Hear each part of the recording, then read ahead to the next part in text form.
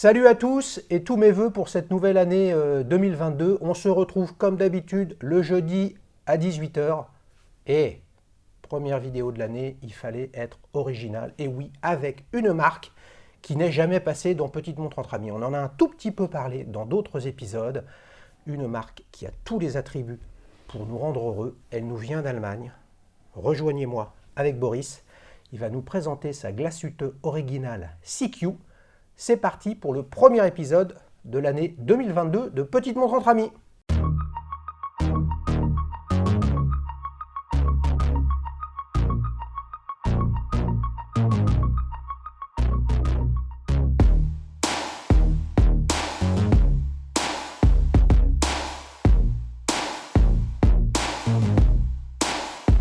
Salut Boris, ça va ?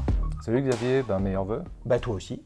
Plein de bonnes choses pour cette nouvelle année Ouais. 2022. On verra si dans sa prochaine montre, elle est déjà prévue pour 2022. Vous l'avez reconnu, Boris, on s'était régalé, pour ne pas dire éclaté, lors de son duel time avec la Vacheron Constantin corne de vache. Ouais.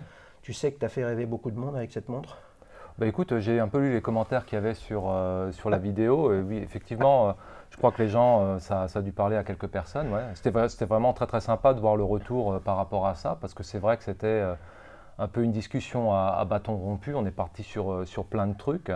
Et ouais, non, moi j'ai pris un plaisir fou à faire ça. C'était vraiment super sympa. Ouais. Et ben voilà, et c'est tellement plaisant les amis.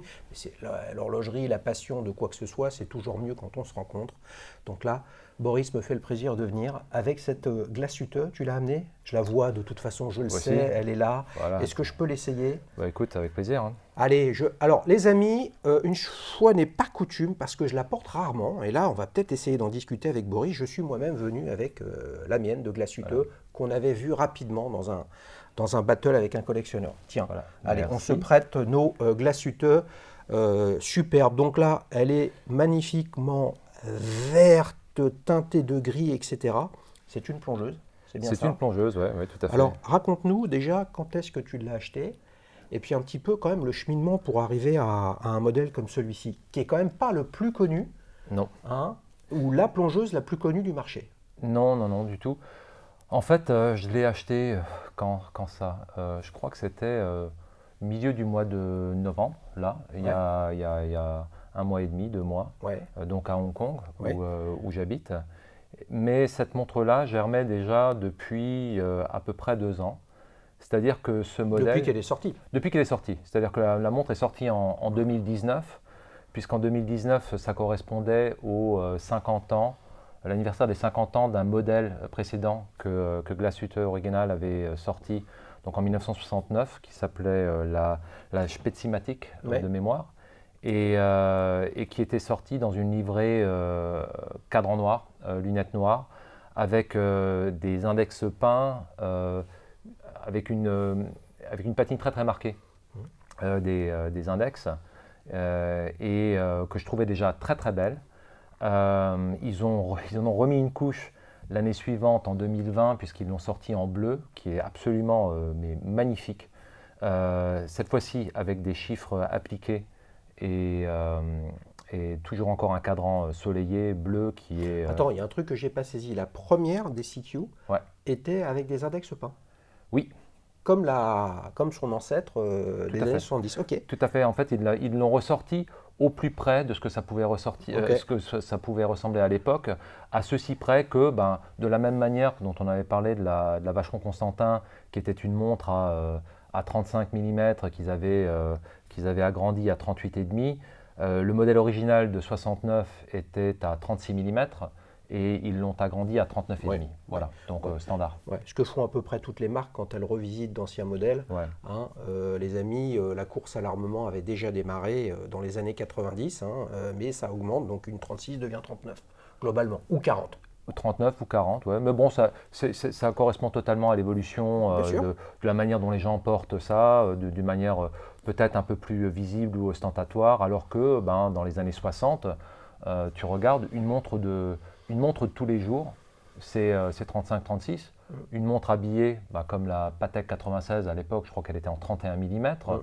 Et il y avait très très peu de montres au-delà de 40 mm. De mémoire, à ce moment-là, il devait guère y avoir que la Rolex 5513 ou 5512 à 40, Submariner, oui. la Submariner, l'Omega Seamaster à 42 mm Ouais. à l'époque. Mais ça, c'était pour des montres qui étaient historiquement, globalement professionnelles, mais qui arrivaient dans le monde du grand public. Puis après, il y avait des montres professionnelles, Ouais. qui étaient plus grosses, Ouais. mais on n'était pas du tout dans le lifestyle ou la logique d'avoir l'heure. Là, on était sur des montres militaires, les Tout à montres fait. militaires allemandes notamment, on Ouais. en parlera peut-être tout à l'heure. Là, on avait du 55, Ouais, etc. bon, c'est un truc énorme. Oui, oui, non, mais c'est un autre sujet. Mais c'est intéressant ce que tu dis, parce qu'en fait, dans cet esprit-là, sur cette montre-là, c'est beaucoup dans l'esprit de ce qu'on appelle à l'époque une skin diver. Oui. C'est-à-dire que dans les années 60, globalement, tu as deux types de montres dans lesquelles tu peux aller dans l'eau.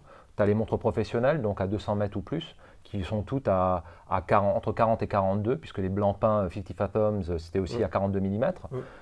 Et les montres qui ne sont pas nécessairement aussi techniques, donc qui montaient uniquement descendaient uniquement à une centaine de mètres, mais qui avaient des gabarits beaucoup plus contenus. Donc aux alentours de 36-37 mm, et qui ont eu un vrai succès à l'époque. Oui, puis avec un boîtier. Alors, je ne sais pas qui le fabriquait ou quels étaient les fabricants des boîtiers, mais c'était toujours le même boîtier, d'où le terme skin diver aussi, Ouais. reconnaissable. Et on est sur un design qui est assez proche en termes de forme du boîtier et de anse. Ouais. Moi, quand je la regarde comme ça, les amis, vous me direz, vous l'avez déjà vu sur la chaîne, je ne sais pas si tu l'as vu, j'y vois une approche esthétique. Donc là, on n'est pas dans l'inspiration, Ouais. etc., mais des Tissot PR516. D'accord. Qui a pu avoir dans plein de domaines, très habillées ou plongeuses. Et là, on a des cornes très similaires et très, très, très sympa. Moi, en fait, ce à quoi ça me faisait penser, c'était la Seiko 62 Mass. Oui, tout à fait. Parce que c'est le même type de boîtier. Et moi, je m'étais vraiment creusé la tête, en fait, quand j'ai commencé à regarder cette montre-là, de me dire, mais qui est-ce qui est sorti avec ça en premier? Parce que la 62 Mass, comme son nom ne l'indique pas, elle est sortie en 65. Et moi, j'en ai vu qui datent du début des années 60. Donc Seiko n'est pas sorti avec ça. Mais des montres comme ça, avec ce type de boîtier-là, et quasiment le même type d'aiguille et de cadran, j'en ai vu, mais toute une ribambelle, notamment de montres françaises. Oui, Yema Superman avec. Il y avait Yema, mais il y avait le Forban qui sortait des trucs qui étaient similaires à ça, et des marques qui ont disparu, style Cupillard, Riem, Lamarque, Cefico, enfin bon, tout ce qui a été balayé après par la crise du quartz en fait. Mais il y a énormément de modèles qui ont été faits sur cette base-là, dont à la fin des années 60 par Glashütte Original, donc en Saxonie, qui ont sorti ça parce que c'était la tendance, donc ils sont sortis avec leur Mais est-ce que c'était la tendance, Boris, parce que la Saxe, ouais. Moi je ne suis pas germanophone, les amis, ni très fort en géographie, quoique, mais c'était dans la RDA. Ouais. Et donc je veux dire très clairement, la réorganisation et la nationalisation de toute l'horlogerie de Glashütte avait vocation à fabriquer globalement, conceptuellement en tout cas, des montres pour le peuple. Oui. Et donc la notion de c'était dans la tendance, etc., cette Glashütte originale, enfin sa descendante, parce que ce n'était pas encore la marque Glashütte originale, qui est une marque, les amis, qui n'est pas simplement un modèle de Glashütte, c'est une marque Glashütte originale. Ils faisaient des montres pour eux, tu vois, pour les Allemands de l'Est, et éventuellement pour les autres pays du bloc de l'Est, mais pas pour de l'exportation. Oui, je pense. Mais ils les faisaient aussi à une destination professionnelle, c'est-à-dire qu'en Allemagne, ou en Allemagne de l'Est, tu avais aussi des plongeurs. Ah bien sûr, je dis pas le contraire. Mais effectivement, c'était destiné à un marché intérieur ou au bloc de l'Est de manière générale, puisque les échanges commerciaux étaient quasi nuls avec l'Ouest, donc il fallait bien qu'ils viennent avec leurs propres produits par rapport à ça. Et d'ailleurs, en fait, ce qui est intéressant quand j'ai recherché un tout petit peu sur le modèle de 69 et la descendance de ça et le mouvement, c'est eux, ce qu'ils voulaient, c'était effectivement une skin diver avec un mouvement très robuste et très stable qui puisse effectivement, en termes de performance, concurrencer ce qui était fait par État. Donc c'était ça le cahier des charges au départ, c'était de faire une montre robuste que des plongeurs puissent avoir. Et ils ont développé ce calibre propre, donc le Spetzimatic, au milieu des années 60. Donc ils l'ont mis dans cette montre-là en 69. Il y a eu plusieurs itérations de ce mouvement-là, parce que le premier mouvement était à 2 Hz et demi, je crois. Encore une fois, ils l'ont produit jusqu'à peu près en 1980. Ils ont sorti un nouveau mouvement qu'ils appelaient le Spetzikrone, qui a pris la succession. Attends, mais t'as tout révisé pour essayer de gagner la casquette, les amis, Non, c'est pas possible. mais je me renseigne, j'achète pas n'importe comment, voilà, c'est tout. On reconnaît le Boris, on se régale, excuse-moi, je t'ai coupé. Spetzikrone, effectivement, qui est sorti après, et petit à petit, on avance vers novembre 89 et la chute du mur. Et la chute du mur, dans lequel, effectivement, tu avais Glashütterer Uhrenbetrieb, donc GUB, la société qui était à l'époque en société publique, donc actionnariat public, qu'ils ont fait passer en 90 en GmbH, donc société à responsabilité limitée.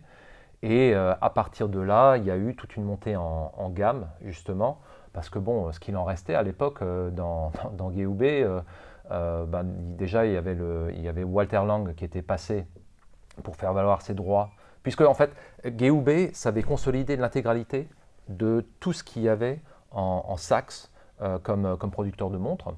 Donc Lange, Tutima, Glashütte Original, j'en passe et des meilleurs.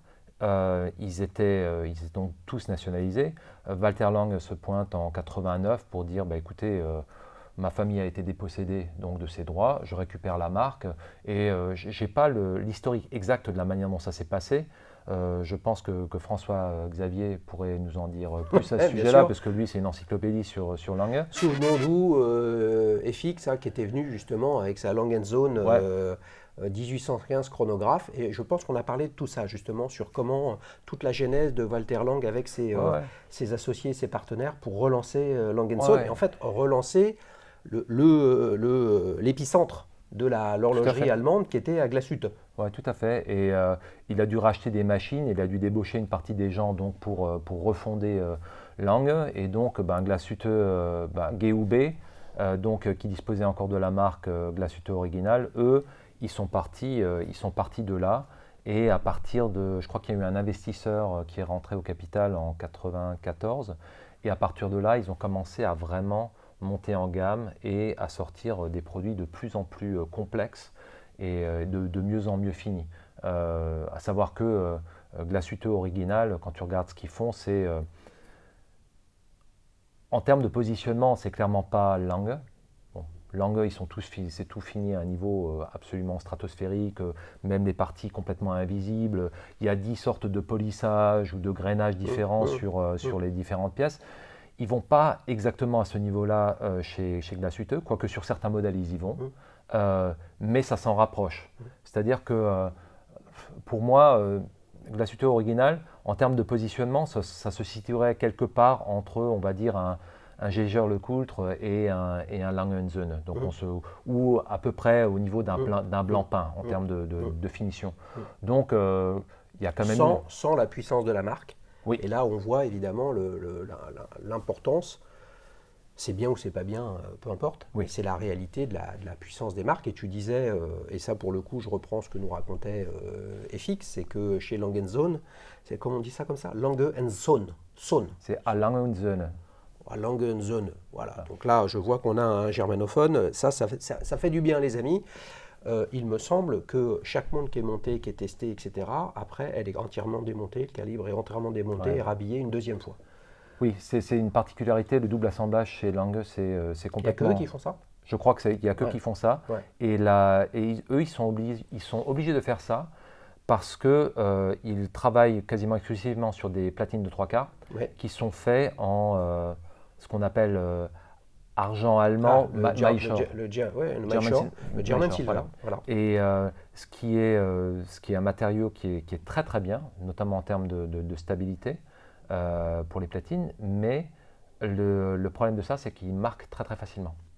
Ce qui fait qu'en fait, ce qu'ils font, c'est qu'ils assemblent une montre une première fois, intégralement, pour la régler déjà, donc pour ne pas avoir de mauvaises surprises. Ils la redémontent, ils finissent tout, ils refinissent tout à la main, ils la remontent et il n'y a plus que quelques ajustements à faire. Mais eux, ils ne veulent pas arriver au bout du processus et se rendre compte qu'ils ont vraiment encore beaucoup de travail à faire sur l'ajustement, sur lequel pourrait y avoir des poussières, des marques de doigts, etc. Je comprends. Cette montre-là, cette Glashütte CQ, donc, nom qui sonne quand même pas, ça sonne un peu James Bondesque, hein, entre guillemets, pas très allemand. The Real James Bond. Exactement, Voilà. The Real James Bond. Voilà. Hein, exactement. C'est ta première montre allemande? Non, j'ai une Lange. T'as une Lange, ok. J'ai une Lange 1815 Aufab, donc la réserve de marche. Ok, ça marche. Qu'est-ce qui fait que... Alors là, on a une plongeuse. Ouais. D'accord. Qu'est-ce qui fait que... Alors, on comprend que tu es germanophone, manifestement, au regard de l'accent extraordinaire qu'il a, Boris, qui est quand même bien plus précis que le mien.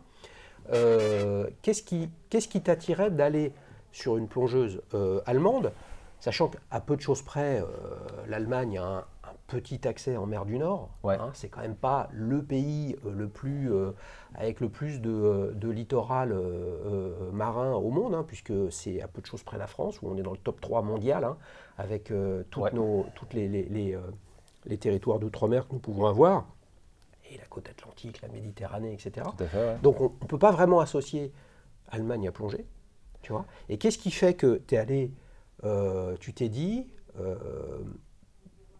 tu es intéressé par l'horlogerie allemande, mais qu'est-ce qui fait que tu es allé chercher une plongeuse finalement étanche à 200 mètres? Il y en a des dizaines. Ouais. Tu vois, qu'est-ce qui fait que tu es allé sur celle-là? Alors, en l'occurrence, c'est même pas. Je t'ai dit que j'avais une Lange. J'ai eu aussi une autre montre allemande. J'ai une Sinn U50. Oui.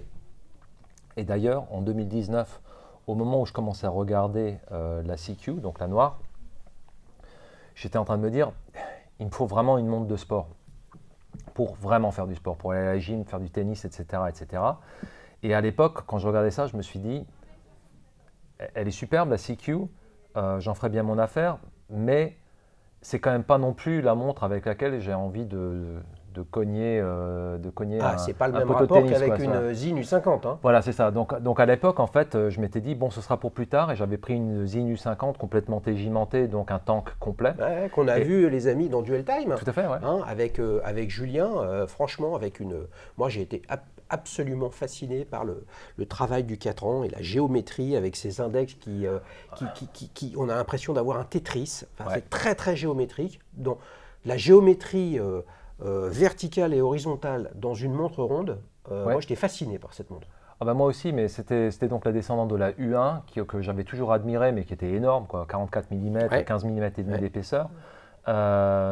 Mais sur la U1, sur l'U50, je m'étais dit, bah, tiens, ça c'est 41 mm, en dessous de 12, 11.2 je crois d'épaisseur, donc super facile à porter et très très bien pour le sport.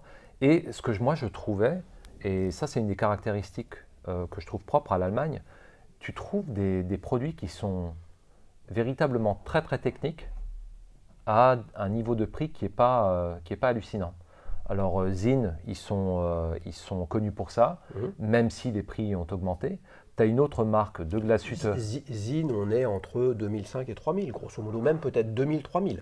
Globalement. Tu en trouves encore à 1500. 1500 ouais. Alors bon, c'est vrai que les traditionnalistes hurlent parce que elles étaient à 800 ou à 1000 il y a 10 ans. Bon, après, c'est comme tout le monde. Mais les amis traditionnalistes, ça va, la baguette de pain, elle était à combien il y a 10 ans? Attendez, vous voulez que je vous raconte le prix en francs de la baguette avant l'euro? Attendez, il faut quand même vivre avec notre monde aussi. Donc hein. voilà, non, moi je rapporte ça parce qu'effectivement, sur certains forats sur lesquels je vais et où j'avais posté justement la Sinn, il y avait des types qui disaient quand même, plus de 2000 le bout, c'est de la folie. Je dis, par rapport aux prestations, non, moi ça me va bien, hein. Je trouve que c'est même canon. Est-ce que dans ces remarques-là, il y a quand même pas l'un des sujets qui est, je pense, de plus en plus d'actualité avec l'augmentation, ce qui est une bonne chose, des lancements de calibre manufacture par différentes marques.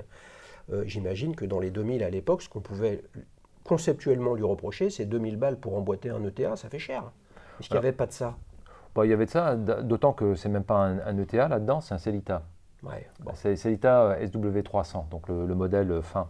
C'est la raison pour laquelle ils réussissent à sortir une montre aussi plate que ça, alors même que ça a 500 mètres Donc l'équivalent du 2892, qui est C'est un ça, peu plus, exactement. effectivement, chez ETA, qui est plus fin, qui permet de faire des montres quand même plus fines. Ouais. Alors il y a eux qui font ça. Il y a une autre marque qui s'appelle Müller Glashütte, Ouais. qui fait aussi des montres de sport, ou pas véritablement de plongée, puisque leur rescue, je ne sais pas s'ils disent diver, ils ont une montre pour le sauvetage en mer, en fait, que les véritables équipes de sauvetage en mer allemandes ont au poignet, qui est hyper robuste, très très bien fait, hyper lisible, que j'avais regardé aussi.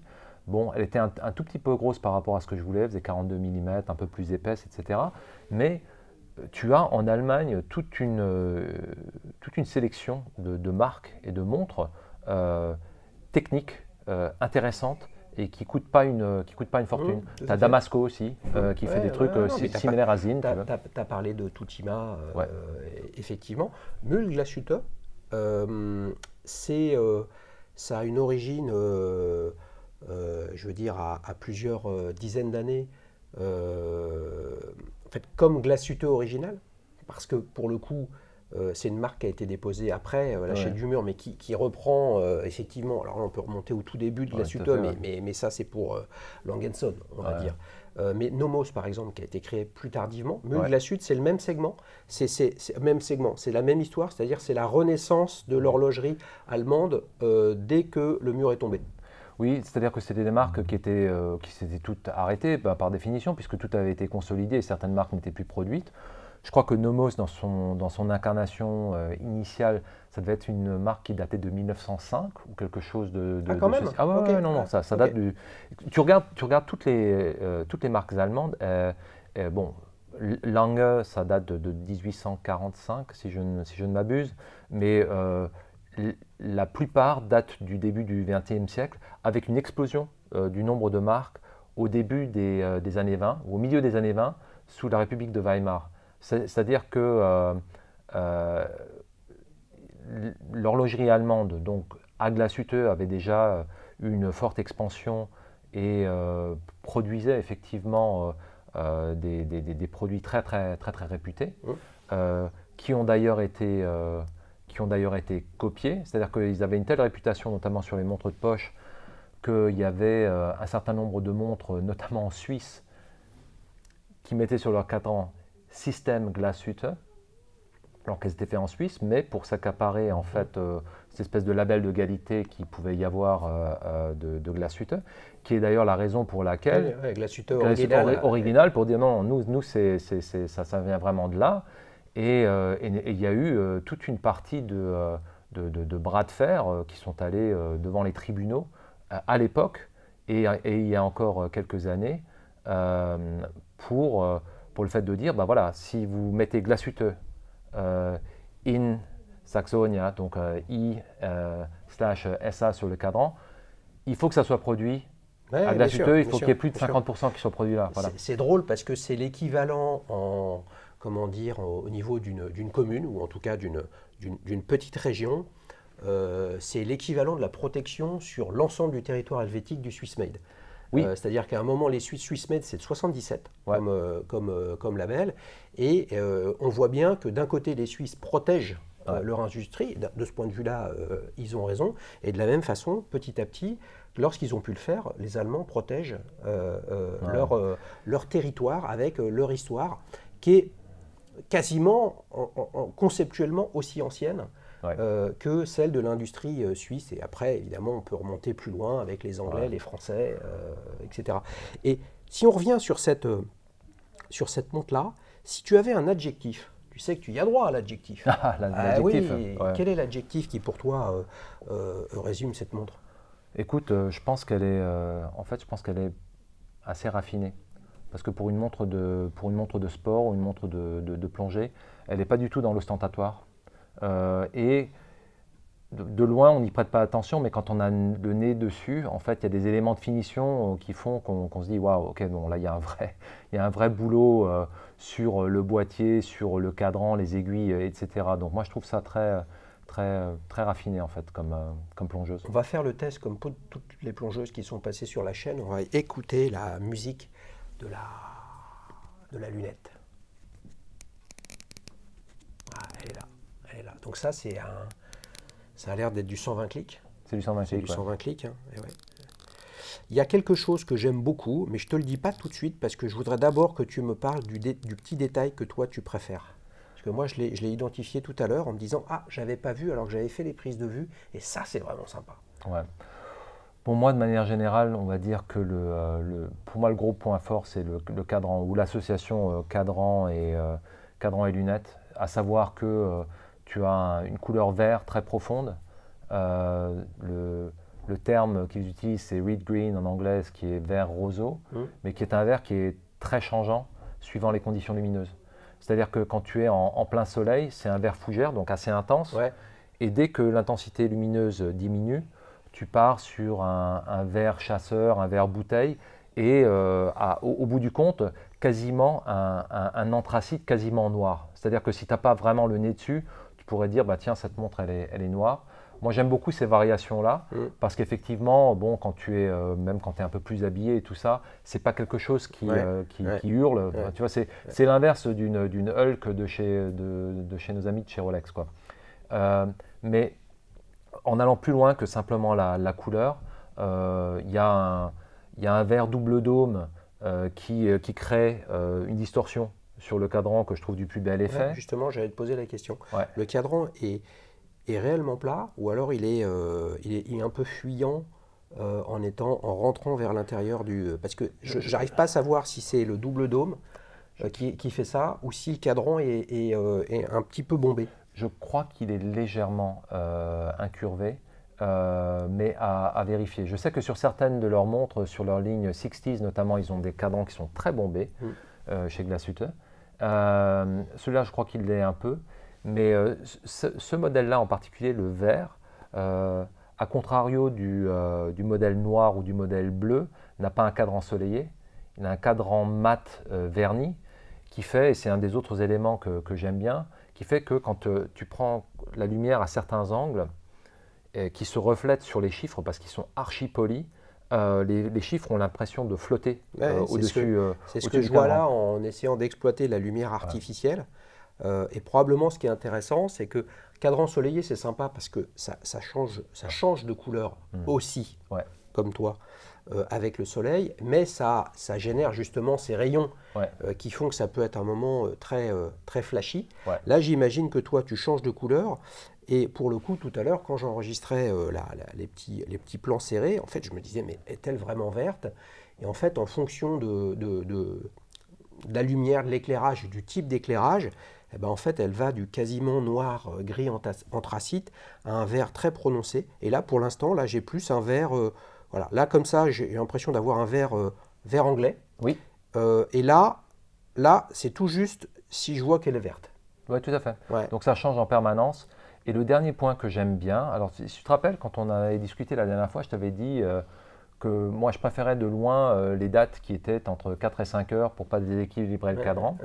Ça, c'est un des rares cadrans sur lequel la date à 3 heures ne me dérange pas, parce que quand tu regardes l'architecture en fait du cadran, normalement sur un cadran style, les usual suspects, Rolex ou Omega, l'œil est attiré par les points cardinaux. Donc tu as un triangle ou une double barre à 12 heures, après tu as des barres à 3, 6, 3, 6, 9. Et du coup, quand tu mets une date à 3 heures, ça déséquilibre le cadran. Là, ce n'est pas le cas parce que ce qui attire l'œil, ce sont les chiffres arabes qu'il y a dessus. Donc sur tous les chiffres pairs, ce qui fait que finalement, même le fait d'avoir une date à 3 heures, tu as toujours encore une symétrie du nord par rapport au sud et de l'est par rapport à l'ouest. Alors, pas exactement à 100%, mais qui reste quand même très harmonieux. Ouais, et elle est quand même petite, cette date. Oui. Ce qui est assez original quand même pour des spécialistes du grand guichet date que sont l'horlogerie allemande. Tu veux que je te dise ce que moi m'a beaucoup attiré. Il y a une finition sur le boîtier qui est vraiment remarquable parce que je suis venu avec ma Glashütte qui est intégralement en polymiroir, donc c'est une autre approche, etc. Souvent, ce qu'on attend d'une finition sur un boîtier, c'est des anglages, le Zaratsu, c'est typiquement ce qui fait ça, très brillant, il y en a dans tous les sens. Un peu comme une Royal Oak, pas le Zaratsu, mais le fait que c'est pétillant, ça scintille. Là, on a un boîtier il y a un tout petit chanfrein, tout petit qui est en polymiroir, et le reste, n'est pas du tout. Mais ce que je retrouve remarquable, c'est ici, sur le bord de la carrure, on est sur un brosset tiré, des deux côtés, comme ça. Également, ici, sur les facettes des cornes. Et alors, pour le coup, sur la partie, je ne sais pas comment on l'appelle, la partie de face,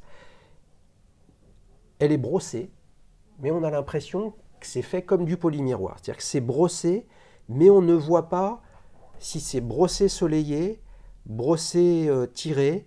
On voit pas on voit pas la matière ou la brosse qui l'a fait. On ne sait pas dans quel sens c'est. C'est absolument magnifique. En fait, quand tu regardes bien, c'est un brossage circulaire.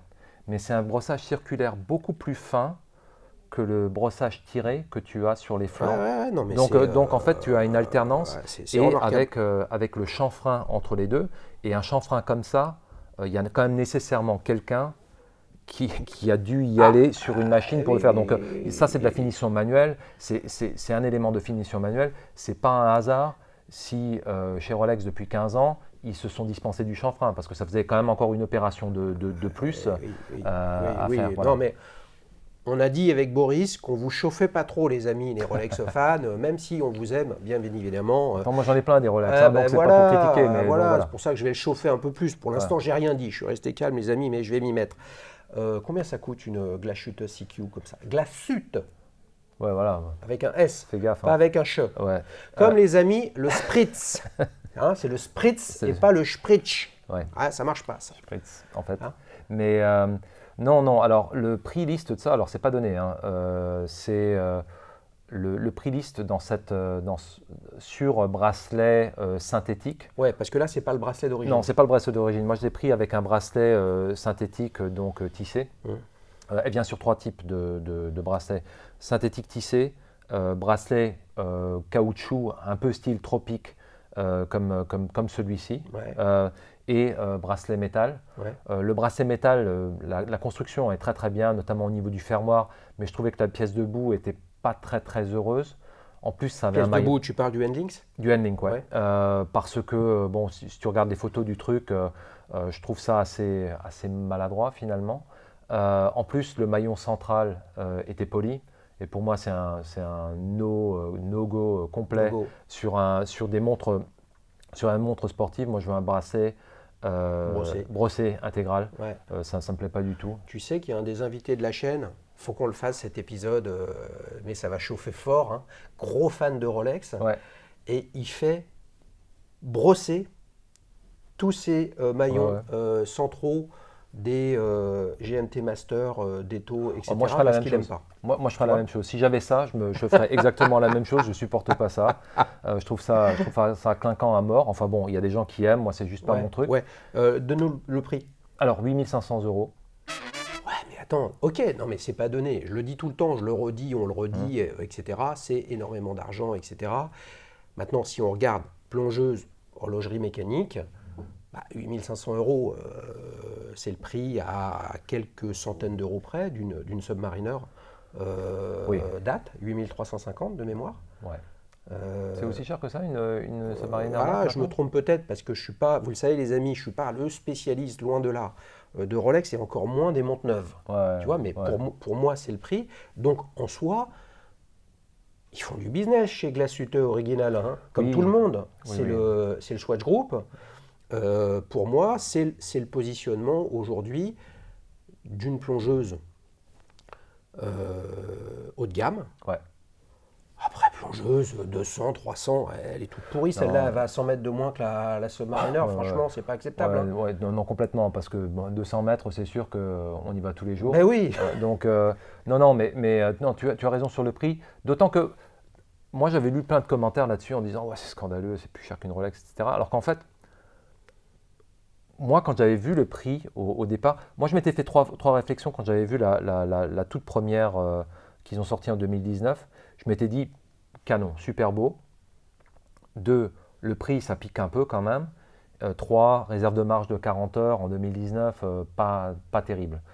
Après, bon, de toute façon, quand tu as... manufacture, glacuteux original, voilà, je te réponds moi. Hein. Ouais, non, mais tout à fait. Après quand tu as passé ce moment-là et quand une montre te plaît vraiment, tu essaies quand même de rationaliser la manière dont tu vas réussir à te convaincre de l'acheter. Bah oui, voilà. oui. Alors, sur le prix, effectivement, tu as un produit qui est quand même encore essentiellement artisanal, ce n'est pas un produit industriel. Le mouvement qui est à l'intérieur de mémoire, je crois 3911, c'est pas le mouvement le plus raffiné de chez Glashütte, mais tu as quand même des anglages faits à la main, tu as quand même un poli miroir ou diamant, des têtes de vis, un col de cygne fini pareil. Donc tu as, on va dire que c'est le début de la haute horlogerie. C'est pas au même niveau que d'autres modèles qu'ils peuvent avoir, notamment dans leur ligne plus habillée chez Glashütte. Mais on reste quand même sur un produit très très qualitatif. Donc en fait, il faut comparer ça plutôt à une Blancpain 50 Fathoms ou à certaines Jaeger. Non mais attends, une Blancpain 50 Fathoms, c'est pas 8200 balles, hein. C'est pas 8500. Hein. Non, eux c'est encore plus cher. Ceci étant dit, quand je te dis qu'il faudrait comparer ça, celle qu'il faudrait vraiment comparer au Blancpain, c'est la grande sœur, puisqu'il y a un modèle qui fait 43 mm et des brouettes, qui est beaucoup plus épais pour le coup parce qu'il fait 15 mm, et qui a 100 heures de réserve de marche, un fond transparent, et là effectivement une évolution du calibre qui est très très intéressante techniquement. Tu vois, tu amènes la comparaison en partie sur une Blancpain 50 Fathoms. Ouais. Et effectivement, là on voit bien dans le discours de Boris, c'est qu'est-ce qui fait qu'on décide d'acheter une montre ou non. Ouais, donc là, il y a un côté germanophile dans ce que tu nous racontes. Il y a l'approche plus artisanale que purement industrielle de sa fabrication. Il y a probablement sa discrétion à tout point de vue, en termes de modèle et en termes de capacité à la reconnaître. Ouais, c'est-à-dire seul un œil aguerri va voir de quoi il s'agit. Et puis là, tu amènes autre chose en parlant de la Blancpain 50 Fathoms, c'est que la Blancpain 50 Fathoms, c'est une partie non négligeable de son intérêt provient du fait que ça a été une montre en partie fabriquée sur les recommandations de l'un des espions français les plus connus après Beaumarchais, Bob Maloubier, pour l'armée française. Et de fait, ça a une valeur. Ouais. Et le point de faiblesse, j'aimerais qu'on en discute 2 minutes, de Glashütte, mais pas dans le sens, c'est pas bien, mais c'est un point de faiblesse. Glashütte n'a pas d'ambassadeur. Glashütte n'est pas allé sur la Lune. Glashütte n'est pas allé sur l'Everest. Enfin, si on considère que quelqu'un est réellement monté sur l'Everest avec quelque chose, et pas qu'une seule chose d'ailleurs. Donc ils n'ont pas d'ambassadeur, ils n'ont pas de capacité à se rapprocher ou à se raccrocher à une histoire. Le commandant Cousteau n'a pas porté de Glashütte spécimatique. Alors, tu vois, ils ont quand même sponsorisé. Oui, mais c'est récent ça. C'est récent. Non, mais il n'y a pas 70 ans. Non, il n'y a pas de marketing. Voilà. Il n'y a pas la photo du Paul Newman, voilà, allemand, Max von Sydow, tu vois, qui avait une Glashütte au poignet, quoi. Non, mais le truc c'est que. Il était allemand, Max von Sydow? Je crois pas en l'occurrence. J'ai fait un rapide raccourci sur le fait qu'il avait un nom à consonance allemande. Non, je crois qu'il est quoi? Il est britannique, Max von Sydow? Ouais. Et non, mais en fait, t'as raison, et c'est aussi un des trucs qui m'attire vers l'horlogerie allemande, c'est que quand tu commences à en avoir un peu marre de la grosse caisse et des flonflons marketing des Suisses, mais que tu n'es pas disposé à te faire ta collection en intégralité sur du japonais, parce que les Japonais, c'est super, mais bon, ça a un style quand même qui est très particulier. Bon, si tu veux aller même sur du très haut de gamme, des trucs comme Credor, ils font des trucs qui sont absolument sensationnels, mais maintenant, c'est une esthétique vraiment très propre. Sur les marques allemandes de manière générale, tu as quand même une esthétique relativement traditionnelle, mais tu as quand même la sensation de payer plus, pas exclusivement, mais plus pour le produit ou pour la finition que pour les pages de papier glacé dans les magazines spécialisés ou effectivement les ambassadeurs de marque. Donc moi je trouve que l'horlogerie allemande est intéressante par rapport à ça. Et effectivement, la plupart des gens ne connaissent pas. Moi j'aime bien me balader avec ça au poignet. Alors il n'y a pas véritablement de problème d'insécurité à Hong Kong, mais si tu veux, balader avec une Rolex à Paris ou à Londres, ça devient un peu compliqué. C'est vrai, c'est vrai. Est-ce que c'est vrai? En tout cas, on entend beaucoup parler, il faut forcément faire attention. Quoi qu'il arrive, je pense qu'il faut faire Oui, attention. bien sûr.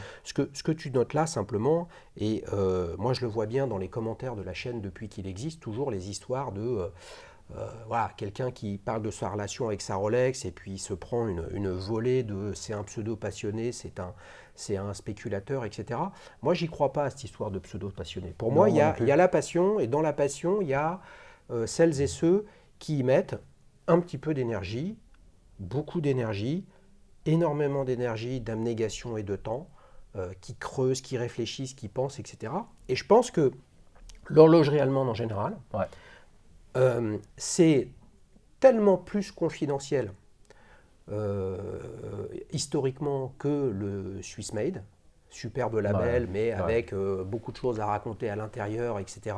Et avec des grosses machines marketing. Mm. Donc c'est de fait beaucoup plus dur. Aujourd'hui, acheter une plongeuse étanche à 200 mètres, si vous voulez vous acheter une belle montre 100 mètres, aucune passion dedans parce que vous n'allez pas faire une mauvaise affaire, ça va être une belle montre, elle est désirable et c'est vrai qu'elle est sympa. Vous achetez une Black Bay 58 à Oui. moins de 3000 euros, etc. Acheter une Glashütte CQ, ça demande un investissement en temps pour comprendre de quoi il s'agit et pourquoi le faire et est-ce que ça existe, qui est beaucoup plus important que si on s'interroge peu. Et là, c'est là où il faut tout pour faire un monde. Donc il n'y a pas les bons et les mauvais passionnés. Il y a juste Ouais. le niveau d'investissement que chacun met dans sa passion. Oui, tout à fait. Alors, juste pour revenir sur un truc, moi je ne suis pas du tout un anti-Rolex, hein. De loin, c'est la marque la plus représentée dans ma collection. J'en ai acheté, revendu des tonnes et des tonnes. J'ai toujours beaucoup aimé ça parce que ça a une place véritablement très importante historiquement pour ce qu'ils ont fait pendant des années et des années. Alors bon, moi ce qui me parle un peu plus, c'est les modèles vintage, donc les modèles 4 chiffres, voire certains modèles à 5 chiffres. J'ai toujours aimé ça. Ce qui est d'ailleurs une des raisons pour laquelle j'aime beaucoup, beaucoup la Black Bay 58. Moi, je porterais ça sans aucun problème. Je trouve que c'est un modèle fantastique en termes des proportions. Et ça me plaît d'ailleurs davantage que les submariners actuels parce que ça rappelle effectivement une esthétique qui me parle davantage. Ouais, Voilà. ouais. Puis tu es probablement à la recherche aujourd'hui, est-ce que c'est toujours le cas? Tu vas nous le raconter là dans quelques instants, mais d'un modèle qui est plus petit. Et là, on est sur un 39 sans protège-couronne. Ouais. Donc de fait, c'est plus petit qu'une Submariner en 41 avec protège-couronne, Oui. hein, puisque ça fait quand même belle lurette qu'il y a des protège-couronnes sur les Rolex, les Rolex professionnels. Et là, bah, forcément, c'est le cheminement aussi dans ce qu'on aime. Ouais. Hein, un jour, on aime un truc, 10 ans après, on ne l'aime plus. Et 20 ans après, on aime de nouveau ce qu'on n'aimait plus il y a 10 ans. Voilà, c'est ça la beauté du truc. Les amis, on enchaîne pour la séquence suivante, souvenir. Tiens, Ok, je te la rends. Alors, quel âge as-tu, Boris? 51 ans. Donc, on a le même âge. Voilà, c'est Mais ça. moi, je suis de février. Mois de janvier. Aïe, aïe, aïe, aïe, aïe. Je vais devoir le vous voyez, les amis. Ben voilà, bien respect, sûr, hein. le respect des aînés. Alors, Boris, comment vous êtes venu aux montres? Écoute, je crois que ma toute première montre, c'est mon grand-père qui avait dû me l'offrir pour ma communion. Ouais. Donc, et je me rappelle bien d'ailleurs, je ne sais pas où elle est, alors ça c'est une catastrophe, mais c'était une petite montre de plongée. Alors elle devait faire, je ne sais pas moi, 30-32 mm. Ça devait être une Seiko ou un truc de ce style-là. Une Yema, une ou Jazz, Yema, voilà. Je ne sais plus ce que c'était, je n'arrive absolument plus à la retrouver, c'est un peu mon drame personnel, mais ça c'était la première que j'ai eue. J'ai J'ai beaucoup aimé ça. Bon, après, étant étudiant, j'ai beaucoup porté de Swatch, en fait, Bah oui, bien parce que sûr. parce que c'était chouette, Mais c'était t'es de la sympa. génération aussi.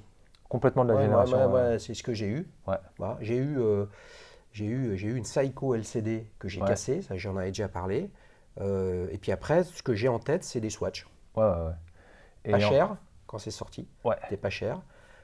Et puis il y avait un côté fun, sympa, qui pouvait répondre aux besoins un peu voilà. créatifs et rigolos de teenagers, quoi. Voilà. Et moi, je me rappelle que j'avais même acheté la première Swatch automatique qu'ils Ah oui, avaient mais fait. là, c'est pas. Là, c'est fin. Fin des années 80, début des années Ouais, 90, c'est ouais, ça, ouais. ouais. Ouais. Et qui faisait d'ailleurs un boucan absolument phénoménal. Je pouvais même pas la laisser sur ma Tu table de les as nuit. encore, ces Swatch?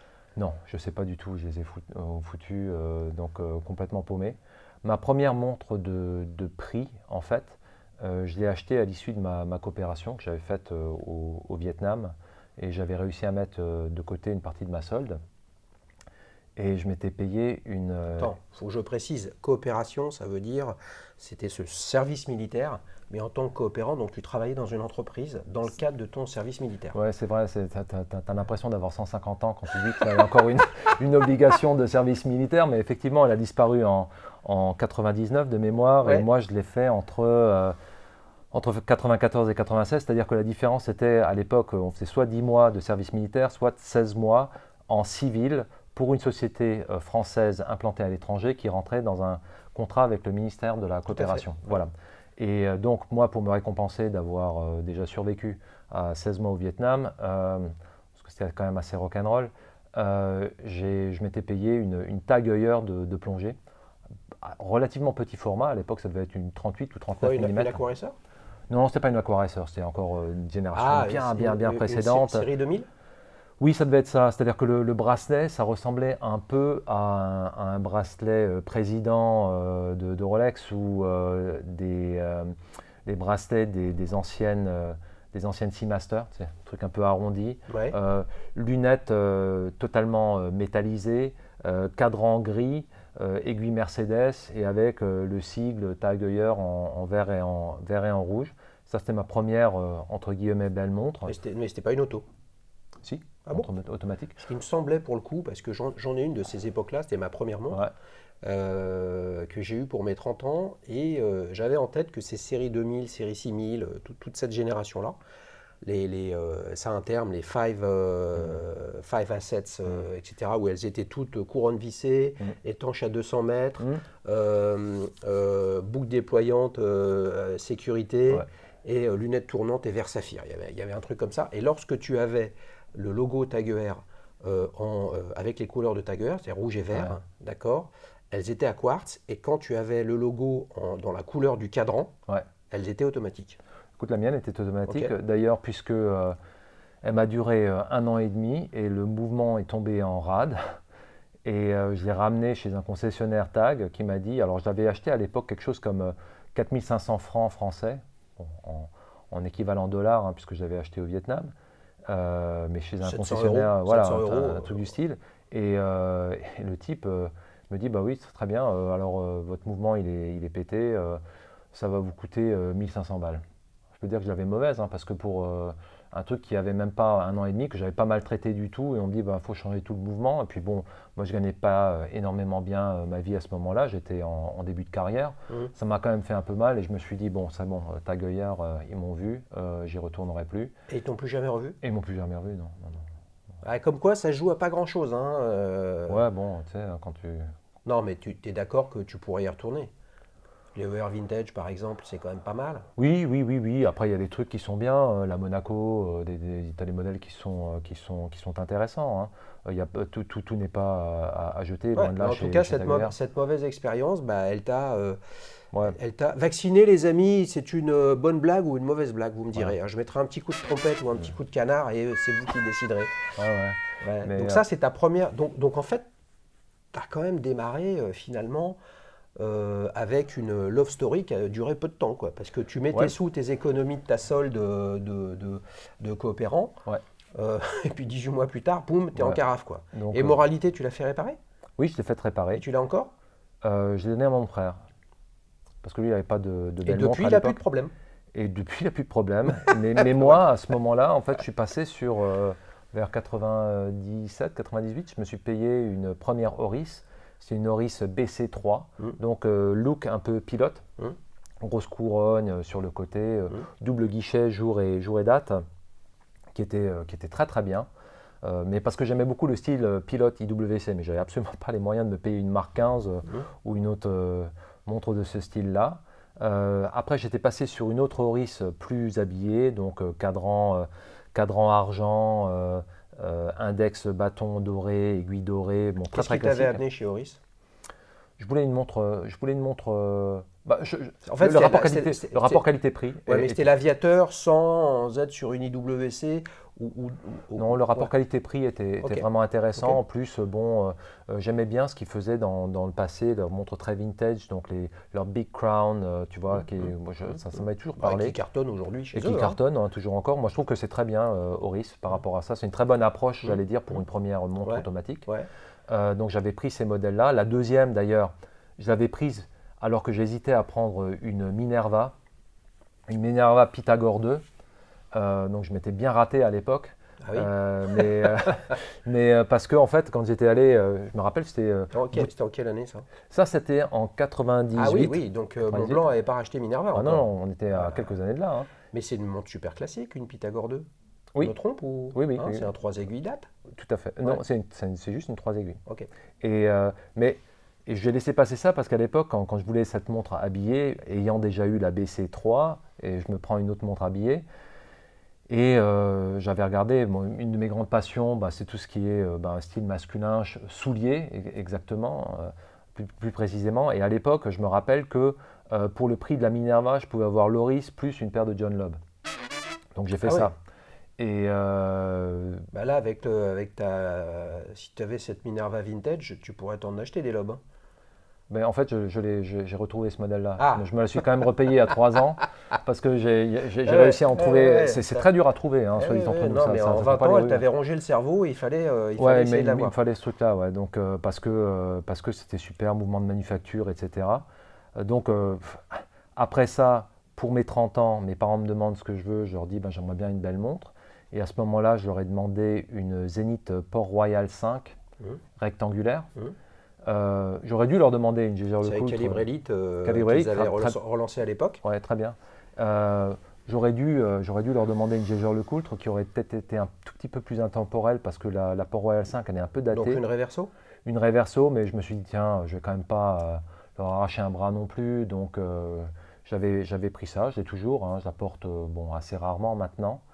Et après ça, en fait, en 2001, je m'étais payé une Panerai Luminor Marina, PAM 1. Parce que je trouvais le design absolument fantastique. Je suis scié, les amis. Là, j'aurais pu tout entendre de Boris. Mais là, honnêtement, avec tout ce que tu nous as raconté, dans le premier Duel Time, et là, ce dont on parle depuis tout à l'heure, là, on m'aurait dit, il va parler de Panerai, je me serais évanoui, quoi. Donc, t'as... Alors, attends, c'était en quelle année, ça? 2001. Ah oui, donc là, c'est le... Tout début du truc, quand même. Ouais, c'est... Ok. Panerai, c'est plus ancien que ça, mais réellement en tant que marque. Et comme fabricant emboîteur de montres, sans trop rentrer dans les détails, ça date de 2000, quoi. Ouais, je crois qu'officiellement, ça date de 98 ou de 99, puisque tu as des millésimes ABC, etc. Moi, la mienne, c'était un millésime C. Voilà. Avant, ils emboîtaient quelques trucs à Florence pour l'armée italienne, etc. Mais ce n'est pas à proprement dit la genèse opérationnelle de Panerai. Oui, tout à fait. Ça n'enlève rien au fait qu'ils cartonnent quand ils sont arrivés avec la Radiomir et la Luminor. Quoi. Donc toi, Luminor Marina, PAM 1. Donc ça, c'est une 2 aiguilles, où il y a une trotteuse aussi. Il y a la trotteuse à 9 heures. Il y a écrit Marina à 6 heures. Tout à fait. Et sur ce modèle-là, en fait, moi, je trouvais que le design était fabuleux. Parce que pour moi, Panerai, c'est un exercice de design plus qu'un exercice horloger en tant que tel. Parce que comme tu le disais, à l'époque, ils emboîtaient des mouvements Unitas, à peine retravaillés, enfin un petit peu retravaillés, mais bon, c'est pas le bout du monde en termes d'horlogerie. En tout cas, ils avaient méga fiabilité. Hein. Mais ça c'est sûr, c'est un tracteur. Hein. Donc le truc par rapport à ça, c'est que bon, à cette époque-là, en 2001, des gens qui portaient des montres de 44 mm, il n'y en avait pas. Ouais, et j'ai essuyé pas mal de colibets à l'époque, du style, ah bah dis donc, tu t'es monté une horloge comptoise au poignet. Je me rappelle sur Chronomania, à l'époque, on était 2-3 à en avoir, les autres nous assassinaient sur ces trucs-là. Moi, j'aimais beaucoup le côté, bah tiens, on peut changer très facilement de bracelet, quoi. Et j'en avais acheté 12 ou 15, je les changeais à tout bout de champ. Je trouvais que le design était très beau, c'est hyper lisible comme montre, mais aussi le fait d'avoir quelque chose d'aussi, avec une aussi forte présence, c'est deux trucs. Déjà, un, c'était original à l'époque, et de deux, bon, si tu veux, j'avais 30-31 ans à ce moment-là, je jouais encore au rugby 2 fois par semaine, la testostérone était à peu près à ce niveau-là, donc si tu veux avoir une montre costaud comme ça m'allait bien. Ce qui fait que, si tu veux, là maintenant, à l'heure actuelle, je ne me verrais plus du tout avec ça, déjà parce que bon, ça ne passe pas sous un poignet de chemise. Donc tu l'as plus alors? Ou tu l'as gardé? J'en ai une autre. Ah! Parce que j'ai eu ça, que j'ai revendu. J'ai eu une Luminor submersible en titane, que j'ai revendue. Et après, j'ai acheté une Luminor Marina Destro, donc une PAM 22, donc avec qui est complètement inversé, donc avec la couronne à 9 heures. Et celle-là, je l'ai toujours encore. Celle-là, tu l'as toujours? Ouais. Je la porte plus jamais parce que c'est trop gros. C'est trop gros, voilà. Ouais, mais elle est importante pour toi dans ton cheminement, dans ton parcours. Oui, tout à fait. Parce que moi, j'ai adoré cette marque. J'ai beaucoup moins aimé ce qu'ils ont fait depuis qu'ils ont transitionné vers leur propre mouvement de manufacture, voire, puisque c'est des mouvements Val-Fleurier et que maintenant, dans certaines des lumineurs submersibles, tu as un mouvement dont Panerai dit que c'est un mouvement de manufacture. Le hic, c'est que Baume et Mercier, Cartier, IWC ont le même mouvement à l'intérieur et ils disent tous que c'est des mouvements de manufacture. Oui, Donc, mais ça. On parlait du marketing des Suisses, bon, si tu veux, ça, là, on est dedans.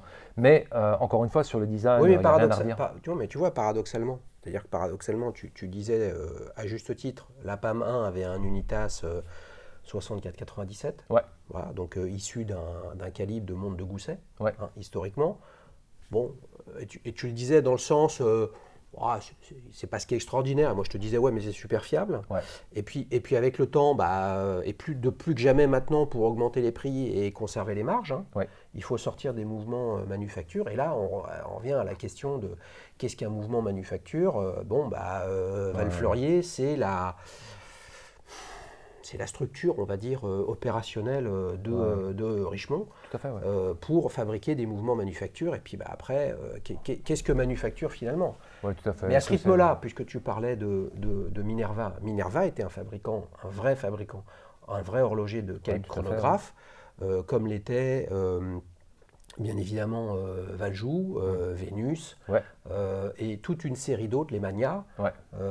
Sauf qu'aujourd'hui, si on dit à qui que ce soit, même des personnes intéressées par l'horlogerie, on leur dit Minerva, Vénus, Valjoux, les Mania, et puis alors si on rajoute Martel, Egler et compagnie, ils vont nous dire mais c'est qui ces gens-là?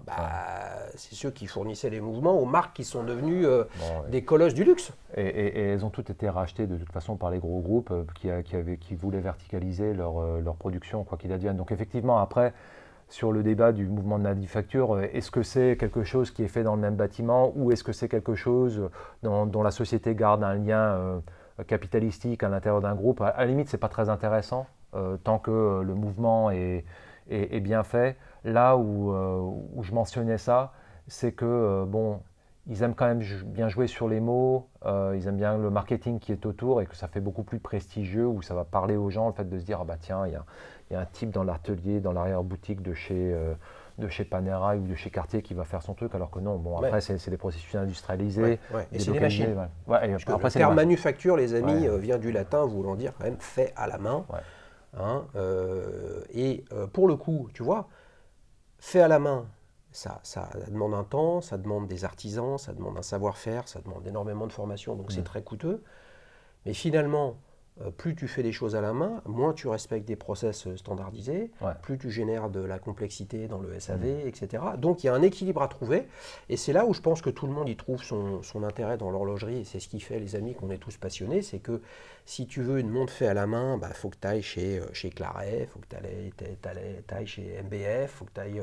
et là, Ouais, chez les indépendants, en fait. on est dans des marques dont le nom de la marque et le nom de Ouais, l'horloger qui ou te l'a de fait, ouais, tout à l'artisan fait. qui est encore en vie, parmi Gianni Ouais, tout à fait, et ouais. tout un tas d'autres, etc. Je ne peux pas tous les citer, les amis, tellement il y en a. Et pour le coup, un jour ou l'autre, ces marques-là, elles se développent tellement qu'elles sont rachetées. Et là, elles rentrent dans un processus plus industriel. Ça n'enlève rien à leur histoire. Et c'est ce qui fait qu'un Rolex est arrivé là où il est aujourd'hui. Et Omega, pareil, etc. Avec des histoires qui ont 50, 100, 150, 200 ans. Alors, ce qui est marrant par rapport à ça, c'est qu'on parlait justement Glashütte Original qui fait partie du groupe Swatch, au même titre que Lange qui fait partie du groupe Richemont. Les Suisses leur foutent la paix. C'est-à-dire qu'ils font leurs trucs dans leur coin, mais ils n'ont pas du tout le même type de pression que peuvent avoir les marques qui sont à l'intérieur de la Suisse. Hein. Ils leur laissent faire leur truc. Ils savent que de toute façon, sur le berceau de Glashütte c'est un bled, hein, ça fait 7000 habitants, ils savent qu'ils ne peuvent pas démultiplier la production à l'infini, donc ils leur laissent faire leur truc. Alors après, ils ont bien entendu des contraintes de résultats comme tout le monde, mais il y a à l'intérieur même de ces groupes une certaine indépendance qui est liée à ce tropisme d'être en Allemagne. Ouais, clairement, clairement. Les amis, on se régale. Franchement, je ne sais pas comment Boris ne va pas gagner la casquette Non, je stresse comme un d'Heidi fou, là. Shoes. On enchaîne sur le célèbre quiz. Alors, est-ce que tu es prêt? Écoute, oui, je suis prêt, ouais. Là, je suis obligé de lui mettre un peu de pression. Bon, alors, tu as à la fois de la chance et pas de chance parce qu'il y a un seul bouquin Glashütte Original et je l'ai, figure-toi. Ah, ça, c'est pas de chance, ouais. Voilà, puisque lorsque j'ai acheté la mienne aux enchères, il y a bien longtemps, la chaîne n'existait pas, etc. Je suis allé faire récupérer les papiers Ouais. chez Glashütte et ils venaient d'ouvrir leur boutique rue de la Paix. Ils m'ont invité à la soirée d'inauguration. Il y avait un superbe bouquin dédicacé avec à la lettrine, à la main, etc. C'était vraiment super, donc je suis allé piocher des questions là-dedans, quoi. Bah, écoute, C'est hein, chaud, hein? ça va être dur. Allez, Ouais. je démarre avec une question facile. Alors, je vais te donner 3 affirmations qui concernent les différences entre ta CQ et l'autre CQ, la plus grande, date Panorama.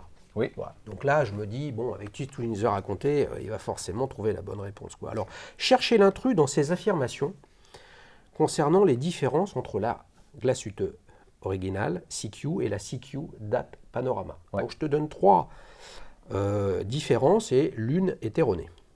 La CQ, la tienne, est à remontage automatique et la date Panorama est à remontage manuel. Réponse A. Réponse B. La CQ, la tienne, est étanche à 200 mètres et la date Panorama est étanche à 300 mètres. Réponse C. La CQ est équipée d'un calibre avec 40 heures de réserve de marche et la date Panorama d'un calibre avec 100 heures de réserve de marche. Quel est l'intrus dans ces 3 affirmations? Donc, on cherche celle qui est erronée, c'est ça? Oui, Oui, c'est la première. c'est-à-dire? La première. Ah, je le challenge, hein. Eh oui, c'est la bonne réponse. Les deux CQ, celle-ci qui s'appelle CQ, la tienne, Ouais. et la date Panorama sont toutes les deux équipées d'un mouvement automatique, automatique et non pas d'un mouvement mécanique. Qu'est-ce que tu en penses de cette CQ date Panorama, plus grosse, plus imposante? Écoute, moi je la trouve super. Techniquement, elle est plus intéressante que celle-ci d'ailleurs. Maintenant, bon, par rapport à ce que j'aime à l'heure actuelle, c'est trop gros. À savoir que c'est exactement la même taille que la Seedweller 43. Bon, c'est un morceau quand même, quoi. Donc, il y a une grande nuance quand même. Il y a une grande nuance. C'est que celle-ci est certes étanche à 200 mètres, il n'y a pas de protège-couronne, hein, il y a une couronne vissée. Là, sur la CQ date Panorama, on est en 43, protège-couronne, tout à fait, ouais. fond de boîte en verre Transparent, saphir ouais. ouvert, avec Là, vous avez un paysage aussi magique que ça à regarder. Ouais, ouais. Et là, je trouve que ça positionne quand même. Alors évidemment, là, je vais chauffer le Rolex fan qu'il est, quoi. Mais évidemment que Rolex, ouvrir ses fonds de boîte, ça va générer deux problèmes sur ses professionnels. Ouais, C'est-à-dire que ça va envoyer un message qui est quand même globalement complètement contraire à ce qui est raconté tout à fait. à juste titre, hein, l'étanchéité de l'huître Ouais. du boîtier Oyster, ce qui est quand même la base de leur immense innovation, au-delà du fait que c'était les fabricants de boîtiers qui s'occupaient de cette innovation-là.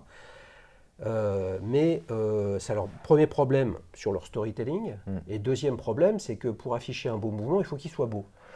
Ouais. Est-ce que tu ne penses pas, on en a parlé dernièrement dans un autre épisode de Petite Montre entre amis, qu'à un moment ou à un autre, il va falloir que Rolex s'y mette, quoi. Moi, je préférais que tous les autres arrêtent de le faire, personnellement. Ouais. Parce que je vois Ça, pas, j'aime comme réponse. parce que je ne comprends pas l'intérêt d'avoir un autre point de faiblesse sur une montre qui est destinée à aller dans l'eau. Puisque tu es obligé de mettre un autre joint. Ça, c'est Bien la sûr. première chose. Ouais. La deuxième chose, c'est que ça rend les montres plus épaisses.